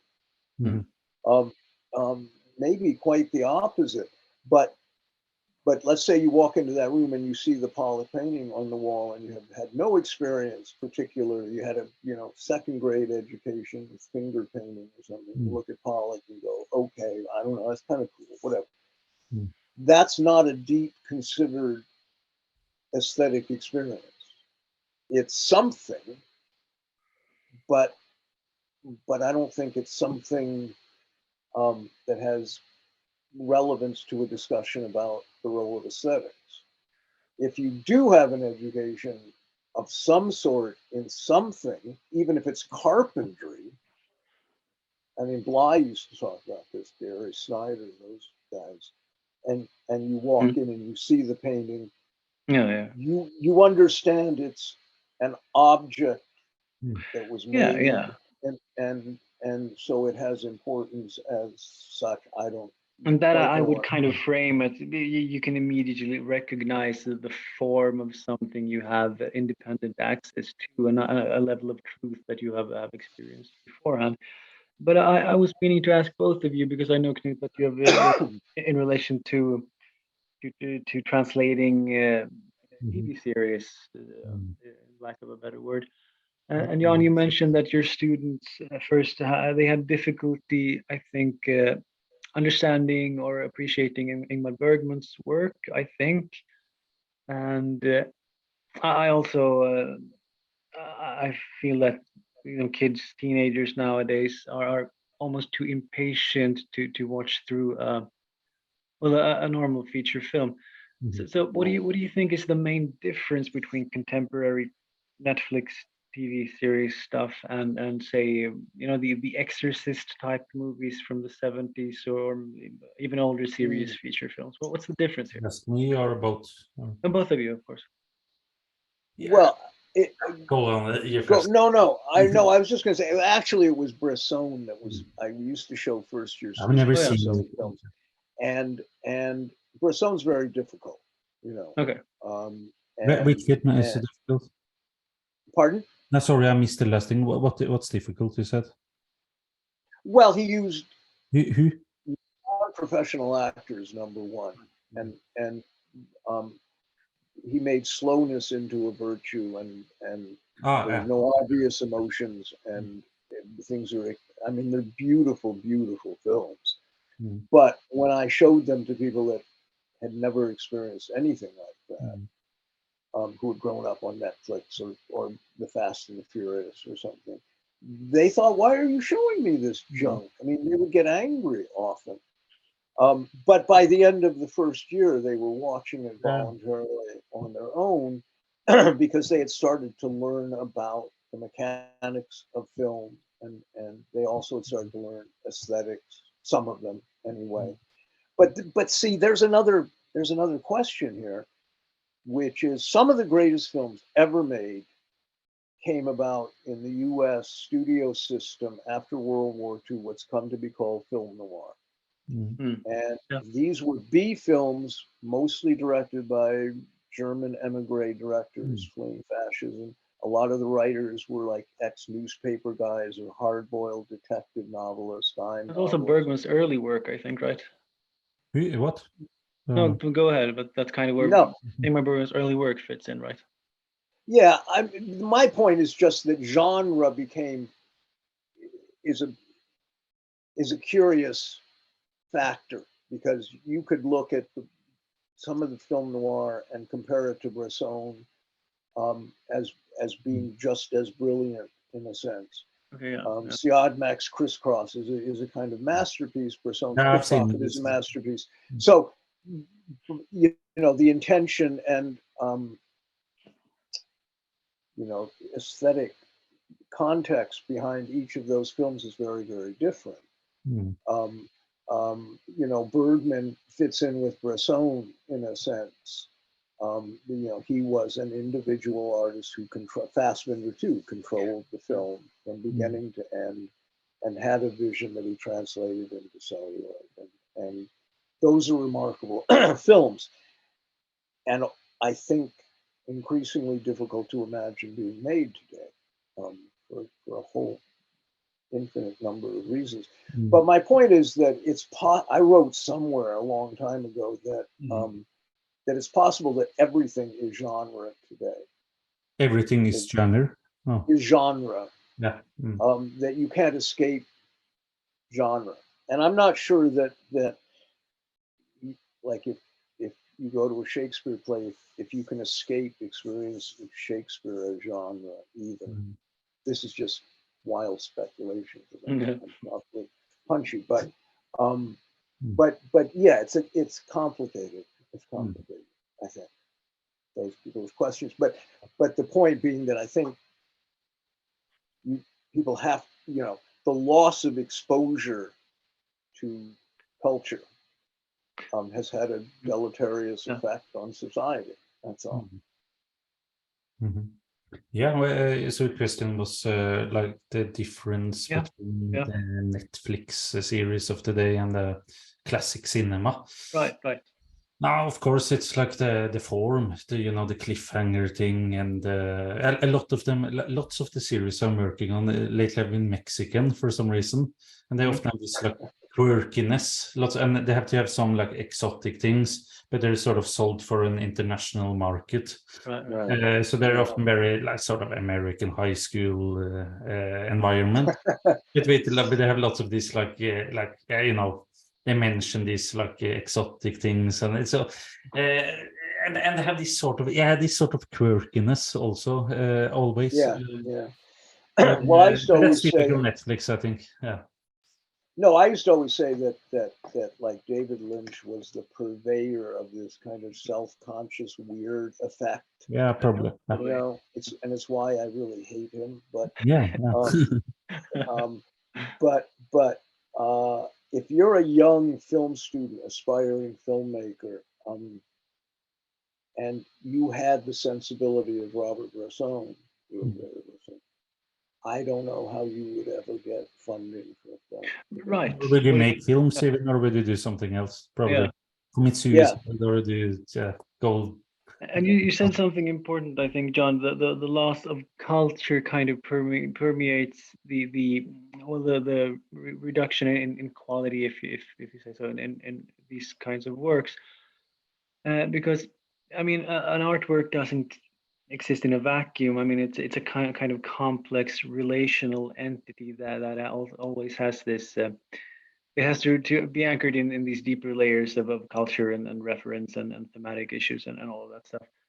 And I'm just thinking maybe a difference. I'm not sure if this is true, but maybe a difference in my experience is that there's less of contemporary TV series and films kind of bring to the table a poorer set of tools for empathizing with characters outside of your own experience, so to speak. Mhm. And you get the same thing when people no longer read these great classical novels. They kind of, they're robbed of this agency inherent in the ability to imagine perspectives from a wholly an alien point of view. And I think that's Yeah. something I see I see lacking in contemporary film and TV No, but series. I think that's a profound observation. And Mm. I was reading something recently that Denmark has now included courses, high school courses, to teach empathy. Yeah. And I thought, geez, you'd think you wouldn't have to teach that unless you're assuming you have a population of sociopaths.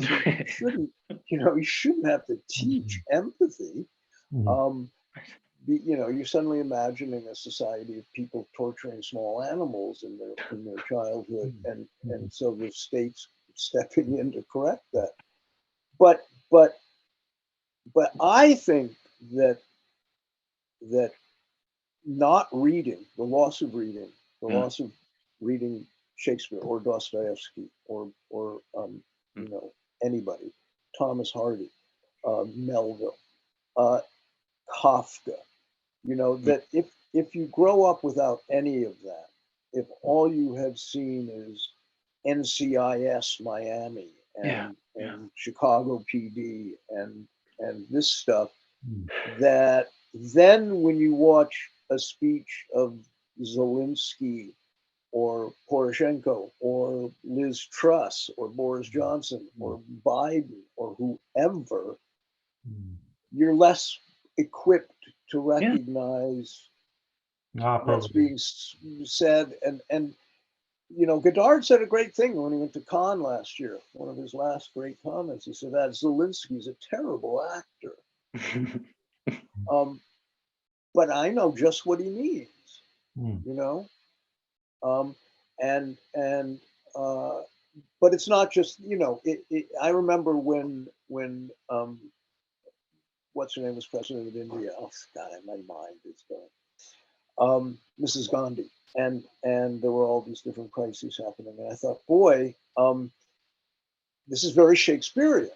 I mean, the Nixon tapes are Shakespearean. Come to think of it, all the you read those and you think, my God, Nixon was mad, but he had grandeur to his madness somehow. Yeah. And we've really devolved to, Bush and Trump and these people who are equally mad, but in some sort of shriveled, neurasthenic way. I don't know how else to put it. But it would help you navigate the truth and falsity of the world around you. I would assume.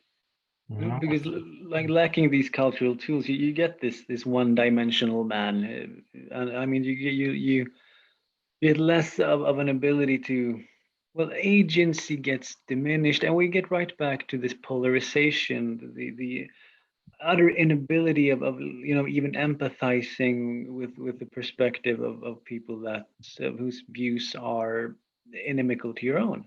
I think it's Right. intimately related to the loss of culture. Yeah. Well, you might argue that again, to go back to my favorite example tonight, the loss of the lack of outrage at innocent men being, proven to be, innocent, exonerated from death sentences, didn't cause more of an uproar.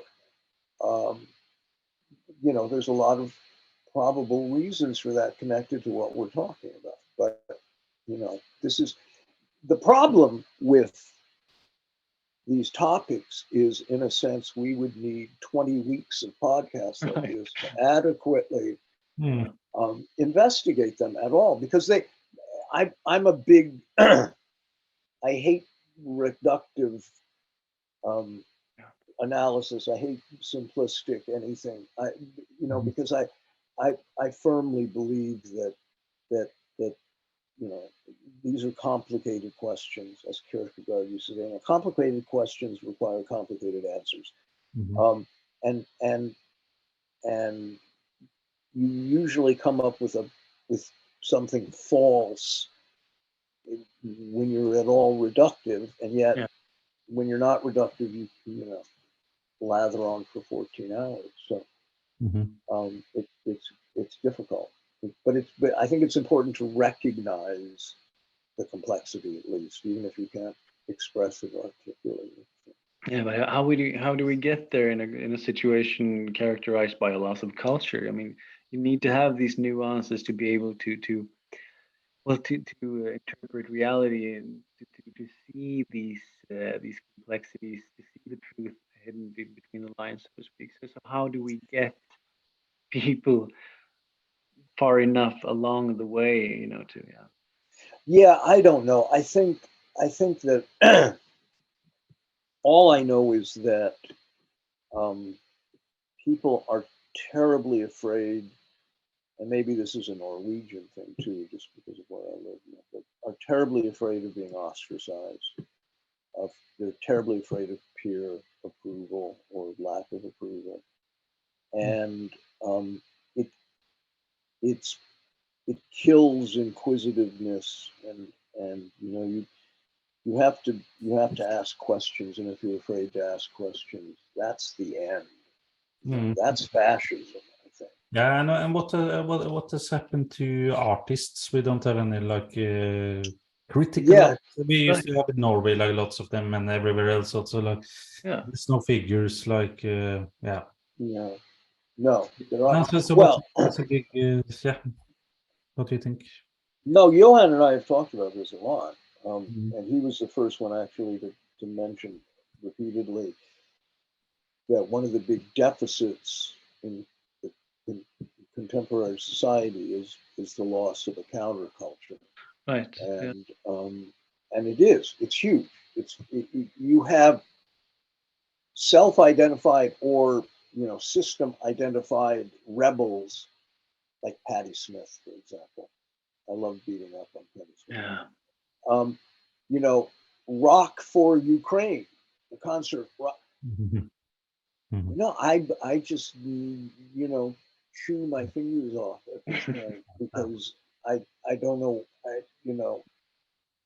what self-respecting artist would side with an imperialist power and NATO. It just boggles the mind.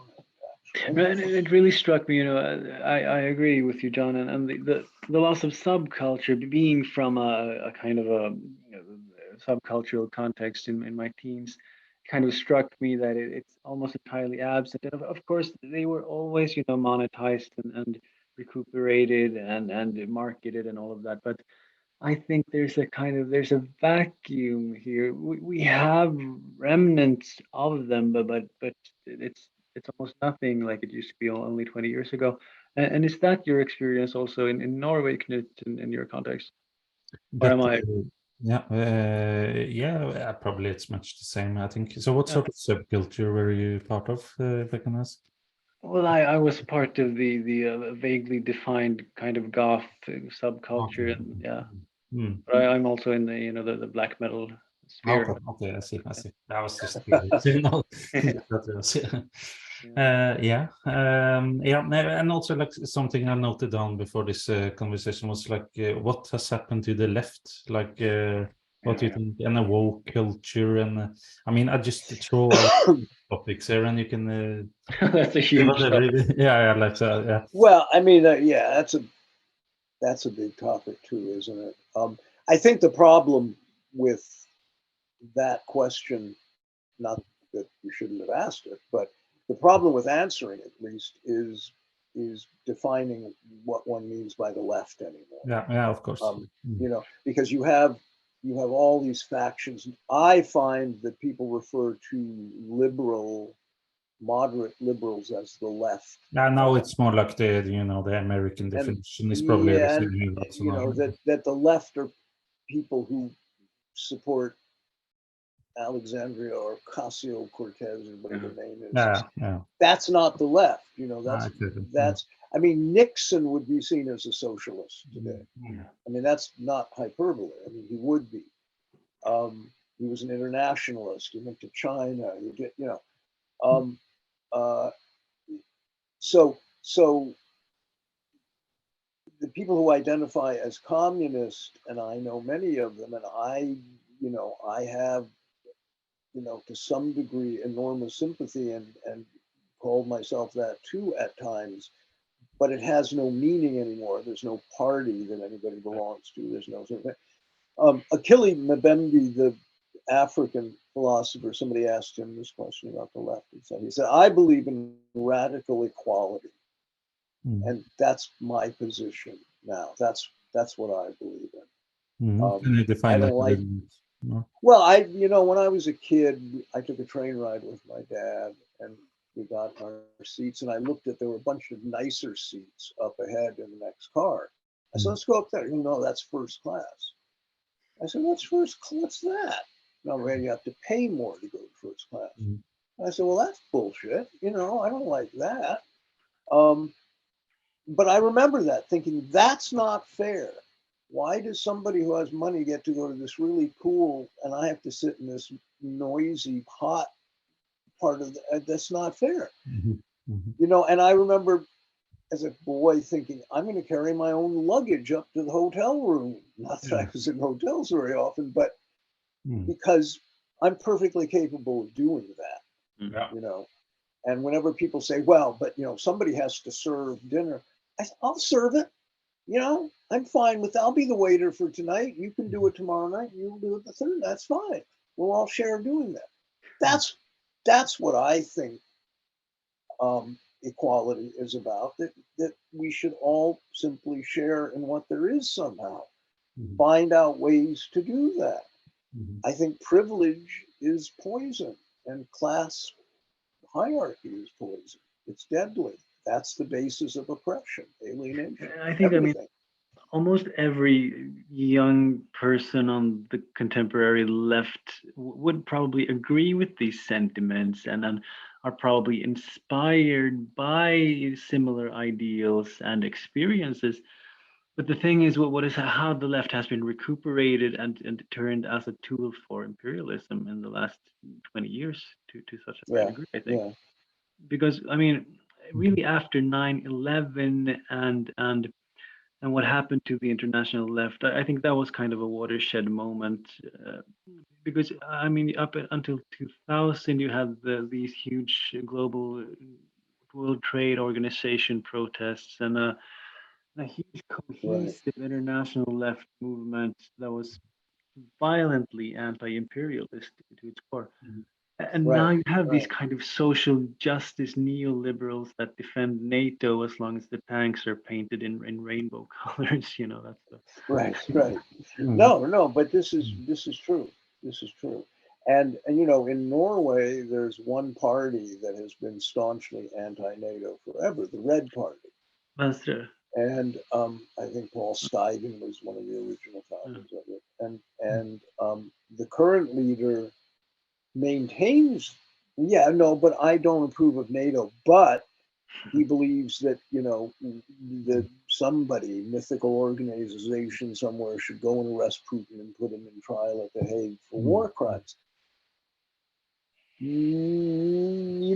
So you can't hold that position and claim to be an anti-imperialist. And the weird thing is that lots of people think that the Red Party, have to distance themselves from Russia, although like Russia is a communist country today, and even like Rødt's route wasn't like Soviet Union. They were never supporting Soviet Union. They were more like Maoist in the past.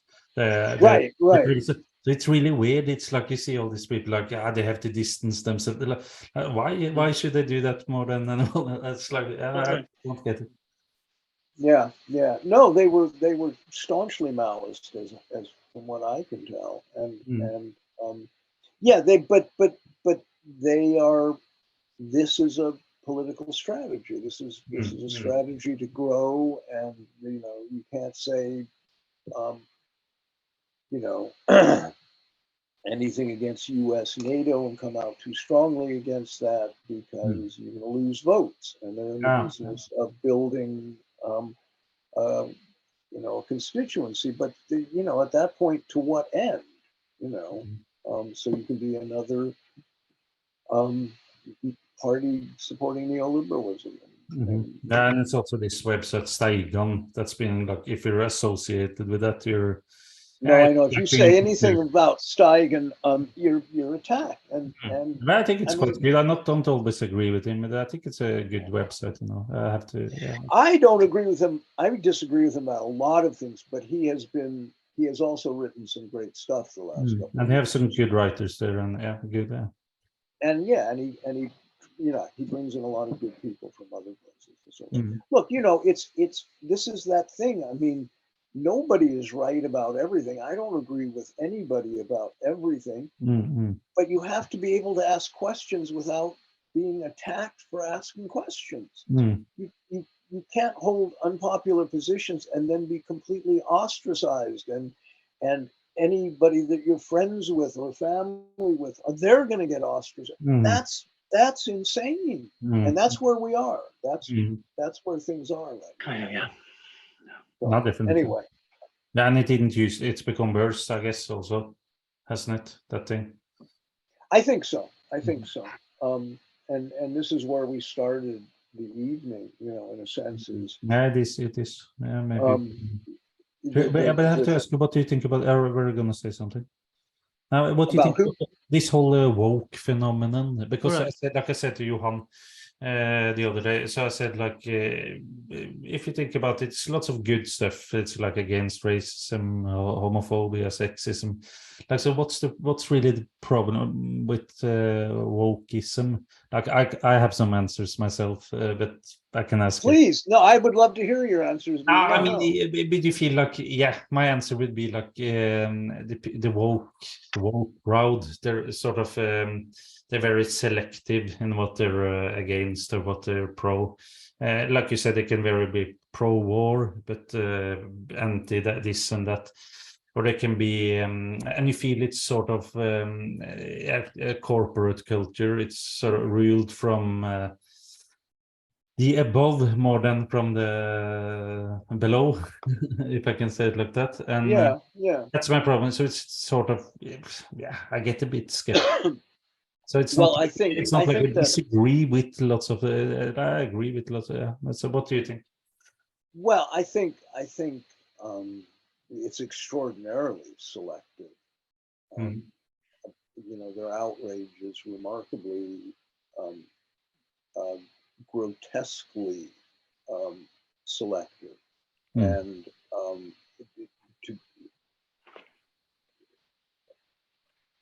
it is about, and it tends to be issues that are isolated from the larger political questions in a strange kind of way, right? And so it becomes about identity politics, and this is always the thing that has bothered people about the the antecedents to wokeness, and because the short answer is the problem with the woke people is there's no class analysis. That's really the answer. They're not talking about class; they're talking about appearance and brand, and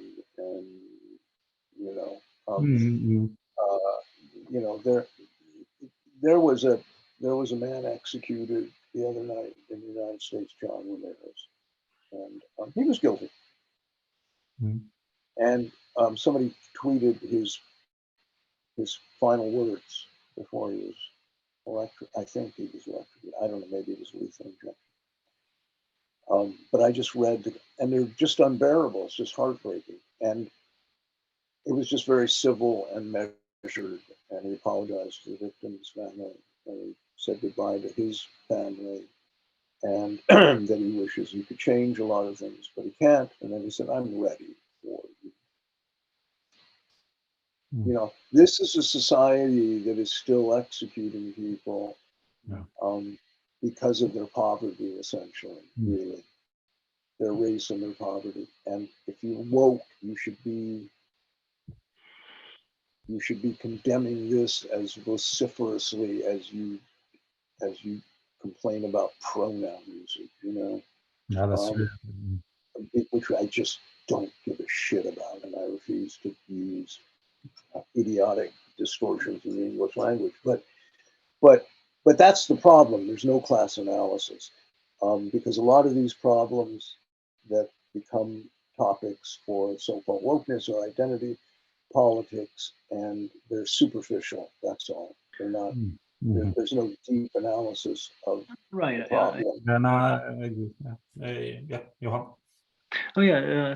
Sorry. So I agree with that general sentiment, and I think woke or wokeism is not really a coherent ideology in any meaningful sense. That's fair. And my own approximation is that this is sort of it's a perspective or set of perspectives heavily anchored in a certain form of postmodern thought that heavily focuses the subject and therefore kind of veers into hyper identity politics.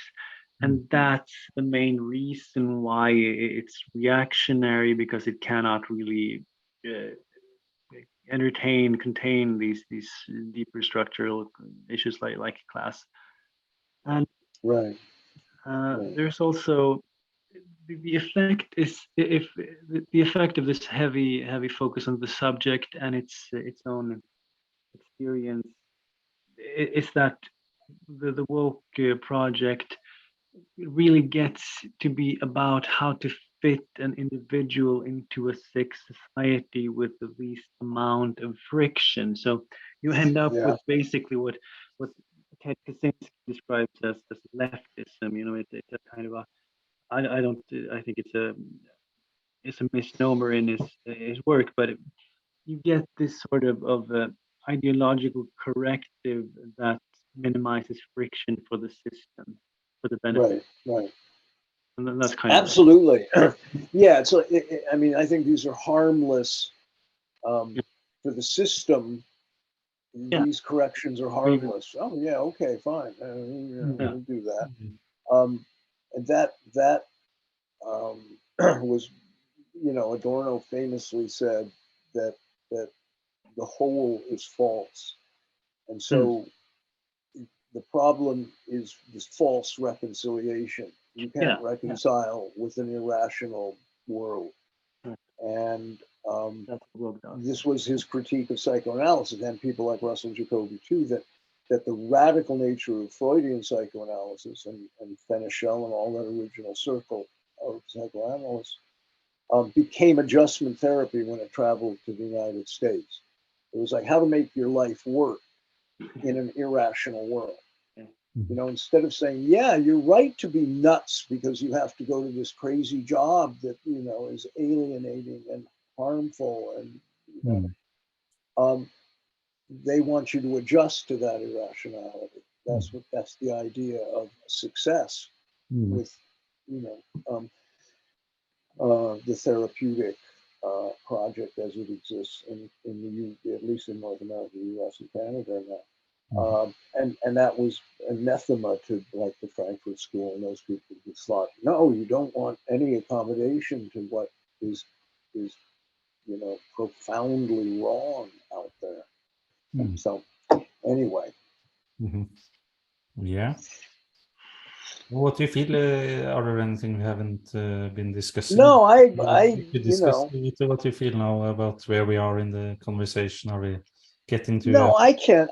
I'm probably going to be repeating myself here soon. Sorry, but no, it's always fun to have these conversations. Yeah. And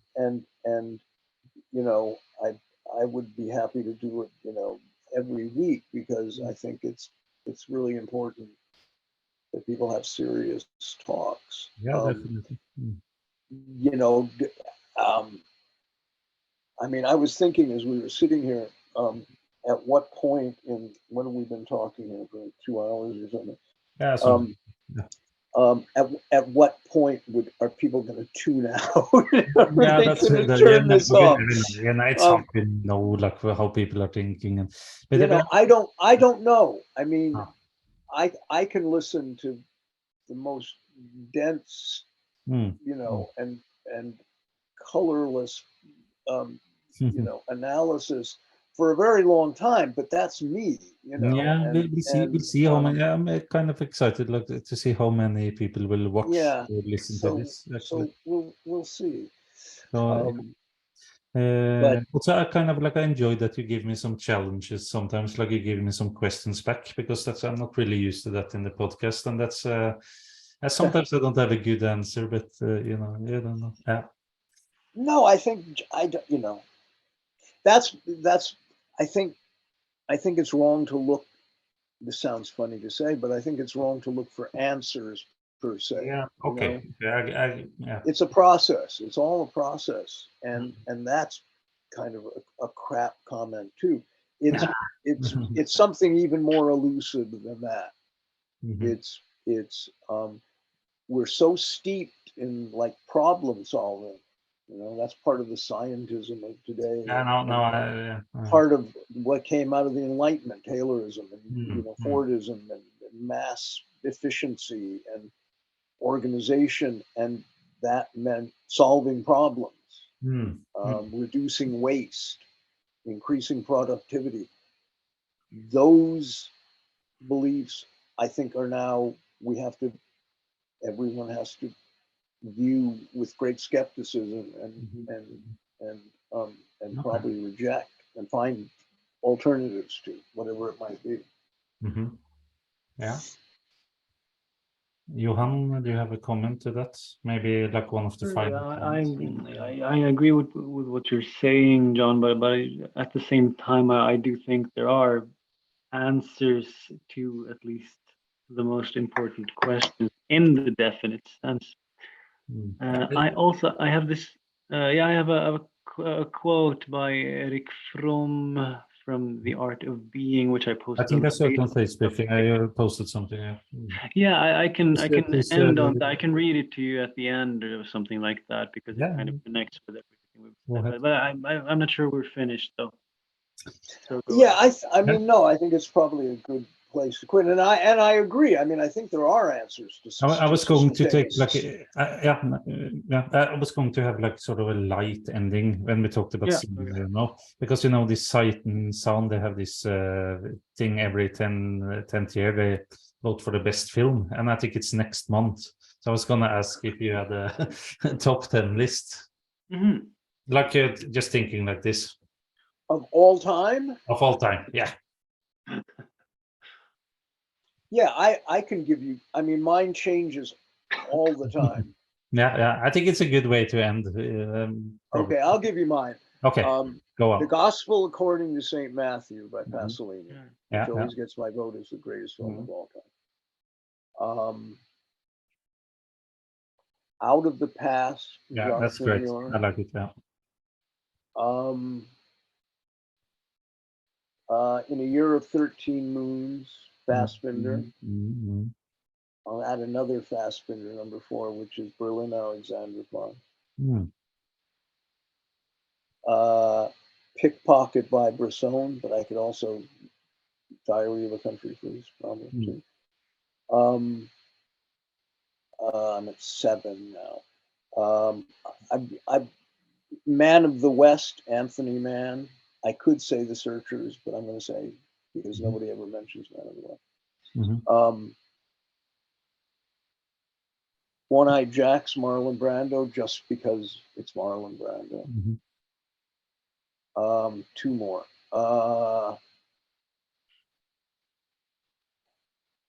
Something of Antonioni's, Red Desert, probably. And The Conformist by Bertolucci. Okay, yeah. I don't have a list, so but I like half of them. I would probably say are. I think I've seen all of them actually. So. Oh, that's very impressive. Probably. I think so. Yeah. Out of the Past is fantastic. I saw it in the cinema. Fantastic. I think I requested it and they sent it from Stockholm. So it's like that's really that's an amazing film, actually. Johan, are you like a film lover, or do you want to end with a quote? I can't really give you a list. I think I would have to think a bit about it. I would have to take a bit of time. I'm probably not as much of a film aficionado as you guys, but I would have to take a bit of time to really get through that. So let me come again. Something I always enjoy about reading your stuff and listening to the podcast, John, is that you sort of have film recommendations, book recommendations. I read this like a great book a few years ago. This The Tremor of Forgery, Highsmith. I think I heard about it. That's a fantastic book, actually. I'm not good at that's my speaking, favorite Highsmith book. that's a fantastic book, actually. So, like, we could, if we ever do this again, we could talk a bit more about some books, like plan ahead, and maybe because I'm not. I love that book. Yeah, we could always do that. But Johan, Yeah, I can. On that note, I could recommend. You've probably seen it, and it's widely popular. It's a Korean 2003 movie called in English "Memories of Murder." I haven't seen it actually. Oh, you haven't actually. So it's interesting, but because it thematically relates to this notion of beautiful imperfection and the meaningful failure, which I think is an increasingly important concept for Okay. various contexts. Mm-hmm. So let me send you off with that Eric Fromm quote.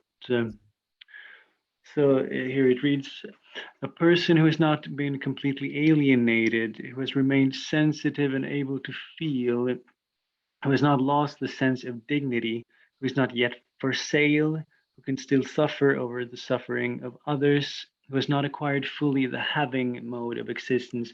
Briefly, a person who has remained a person and not become a thing cannot help feeling lonely, powerless, isolated in present-day society. He cannot help doubting himself and his own convictions, if not his sanity. He cannot help suffering, even though he can experience moments of joy and clarity that are absent in the life of his normal contemporaries. Not rarely will he suffer from a neurosis that results from the situation of a sane man living in an insane society rather than that of the more conventional neurosis of a sick man trying to adapt himself to a society. Yeah, that's really great. That's great. Okay. All right. Thank you, Knut. Yes, thank you for coming on. It's been interesting, and looking forward to watching it again, because you had a lot of ideas. Like, sometimes it was kind of hard for me to follow also. So, like, I'm looking forward to just watching through it all. And Thank you so much, Knut. And I'm looking forward to your next podcast also. And you should. I hope it is soon. Yeah. Okay. And people can read my blog. It's just johnsteppling.com. So. Yeah. Okay. Thank you. Thank you so much, Knut. It was great to be. Thank you.